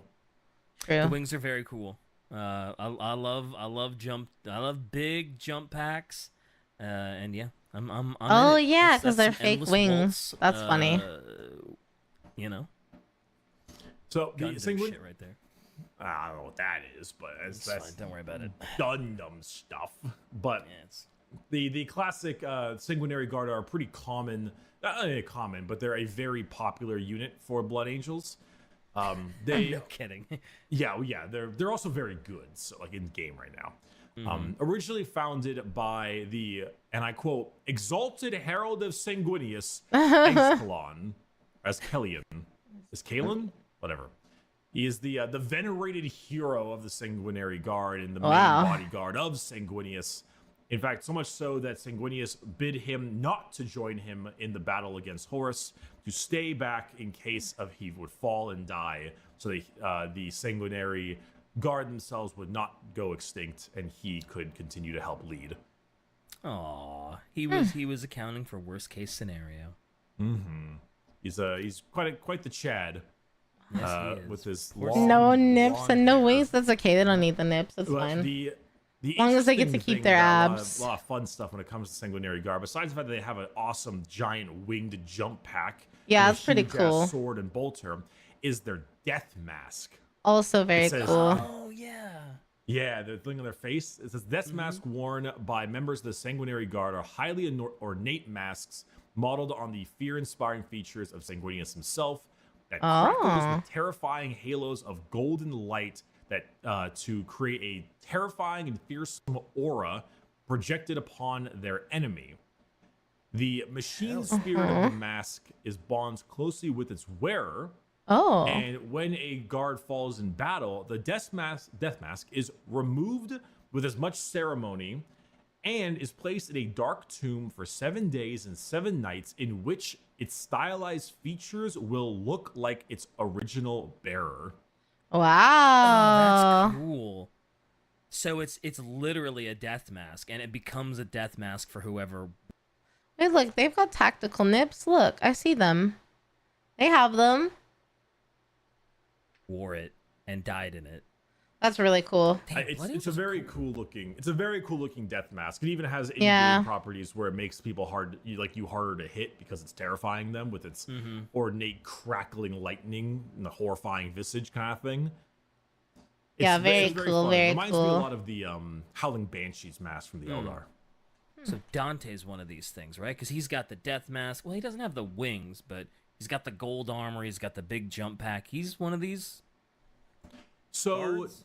So Dante is the chapter master of the Blood Angels. He was originally the Lord Commander of the Imperium before Gilliman's resurrection, in which Gilliman has taken the role up from him. Okay, cool. Dante does have the crazy death mask. I believe he actually has a fancy one. I think he has something called the Death Mask, isn't it, of Sanguinius? I think it's like, the Death Mask of Sanguinius. Wow. Yeah, I feel we must have talked about this in the last episode because I do remember something about the death mask of Sanguinius and Dante or something like that. Yeah. Yeah. It's called, Their new models, you don't have the words for it, and their new models don't have tactical nips. No. Or wings? How could you get rid of the wings? That's so sad. Looks Death so Mask similar. of Sanguinius. Well, yeah, it's very similar looking armor, but if you're a high-ranking Blood Angel, you're gonna have that fancy pants bullshit. Fair enough. Fair enough. Dante is currently the Lord Regent of the Imperium Nihilus, which is there's two parts of the Imperium cut off by the giant rift, and I believe Gilliman is the leader of the other one. Oh, okay. Which that makes sense. So Gilliman's leading one and Dante's leading the other one. Basically, yeah. Gotcha. Okay. Dante himself is over 1,500 years old and is the current Wow. oldest space marine in existence. Wow. 1,547 years currently. That's crazy. With the exception of dreadnoughts, of course. Yeah. Oh yeah, of course. There is the caveat that Chaos Space Marines are far older, but that's because the warp has extended their life. Yeah. Yeah, that's And, cheating. you got like Typhus. That doesn't count. Sure, like Typhus is still alive. He's over 10,000 years old, but he's a giant beehive. Man, I want to live for 1,500 years. I don't. Yeah, well, Dante wants to fucking die, so Dante must die mode. Yep. Dante must die mode. The idea for Dante is that there was a thing that we'll obviously have to have an episode on called The Devastation of Baal, which I believe is a book series that are apparently extremely good. Huh. Okay. I've been told that they're just excellent books. And it's about Hive Fleet Leviathan rolling up and just murdering Baal. I think it's a hive fleet. Like, what are you gonna do? I think Baal is dead. I don't know if there's any more Baal or Baal Secundus. Because the only reason they survived is because Gilliman showed up after his resurrection, was like, I am here. Do your taxes. Wow. And everybody gets scared and ran away because nobody likes taxes. Taxes are bullshit. But Dante himself is tired. He is very tired. Basically, the idea is that the burdens of the weight of his responsibility is weighed heavy on his shoulders for so many hundreds and hundreds of years, and he saw that there is recorded in the scrolls of Sanguinius that there is in the Primarch's visions that there would be a lone golden warrior that would stand between the Emperor and his destruction. Many believe this to be Sanguinius himself aboard Vengeful Spirit, but Dante believes otherwise, that one day the currently helpless Emperor the fate of him will rest in Dante's hands. And so he's kind of just here, like seeing his chapters like final days, so to speak. Right. He didn't expect to see Gilliman come back. He didn't expect to see his entire planet get fucked up by Nids. Kids, yeah. Who does? Who expects that?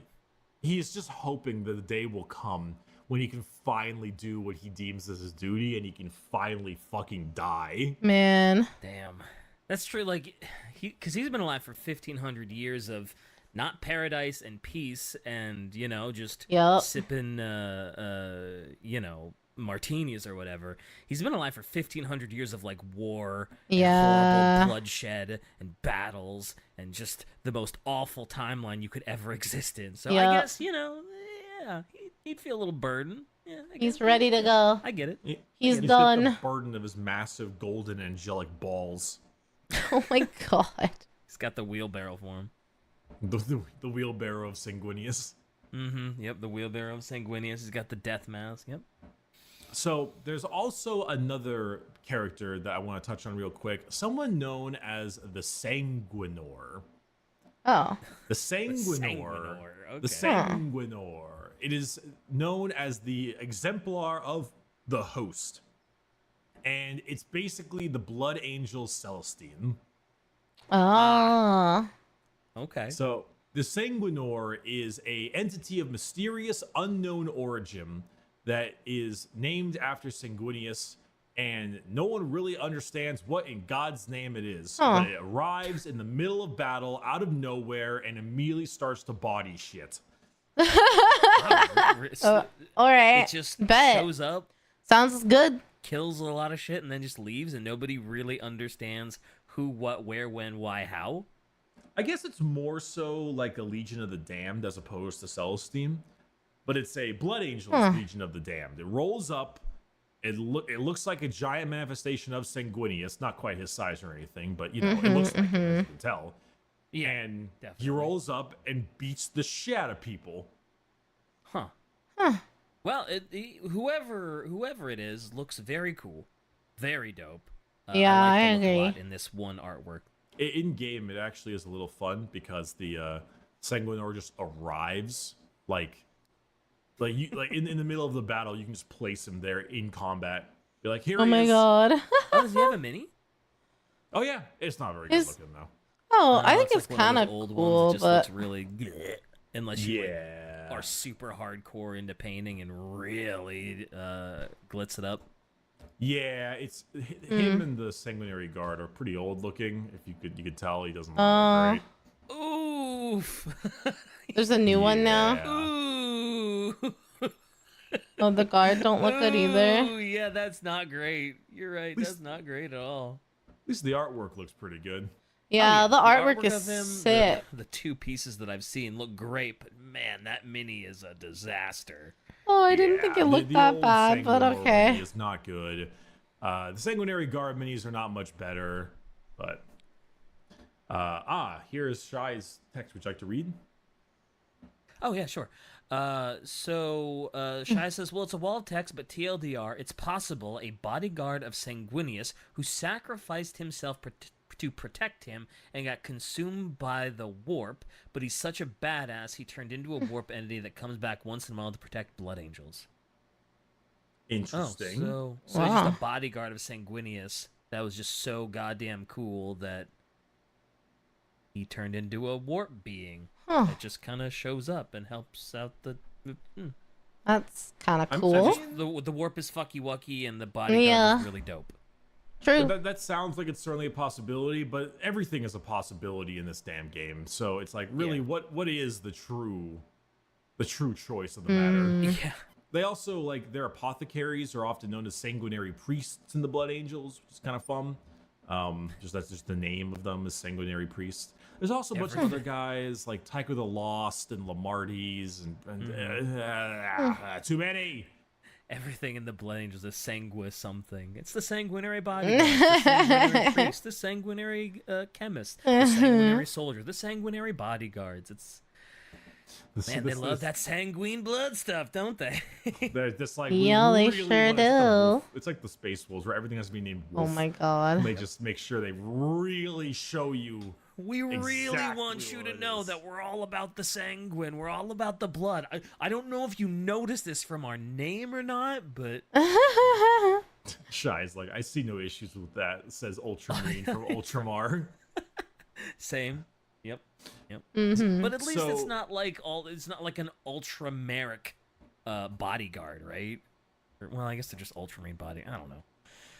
Yeah, Whatever. Ultramarines from Ultramar, whatever. It's Yeah. not important. Yeah. Anyway, that's all. A lot of that stuff in terms of the blood angels, angels. Blangles. The Blangles. The Blangles. In game, they do have a lot of really fun names for their rules. Their chapter trait is called Savage Echoes. Oh, which that's so gives them, edgy. +1 for this is when they're like turn 3 on, which gives them an extra attack, which is a lot. I like pretty that. good. Make them super murdery. Then their actual Wait. Zara saying guy went dying is cringe and came back to life. Too angry to die. So funny. Old models are either really awesome or really bad. Makes sense. The warp entity he turned into may have been part of Sing Soul. Oh, like the thing with Mephiston. I don't mind that theory. That's kind of cool too. Oh, Dante is literally so old that they didn't want him to become a Primarch as he might die on the operating table. Yeah, that checks out. Thanks for the sip, Narwhal. chapter tactic gives them an increased ability to wound, which is quite fun because it's a really common strat to like take Death Company with two chain swords, and then it's like, oh, the chain swords aren't very good against tough targets, but you get +1 to wounds, so who cares? And you run up and you just start shoving teeth. Shoving teeth and Shoving teeth. Yep, I get it. There's I get it. there are rules for if you want to use the Black Rage on certain characters. They can't fall back from combat. They can't perform any actions, but they get extra attacks and they're tankier. You can Okay. actually use the Black Rage in game. Well, it's a part of the Death Company units that it's like a. They're statistic very they have. cool looking. Oh, okay. I was gonna say, as a Blood Angel, you can just have them fall to the Black Rage, just. That'd be cool.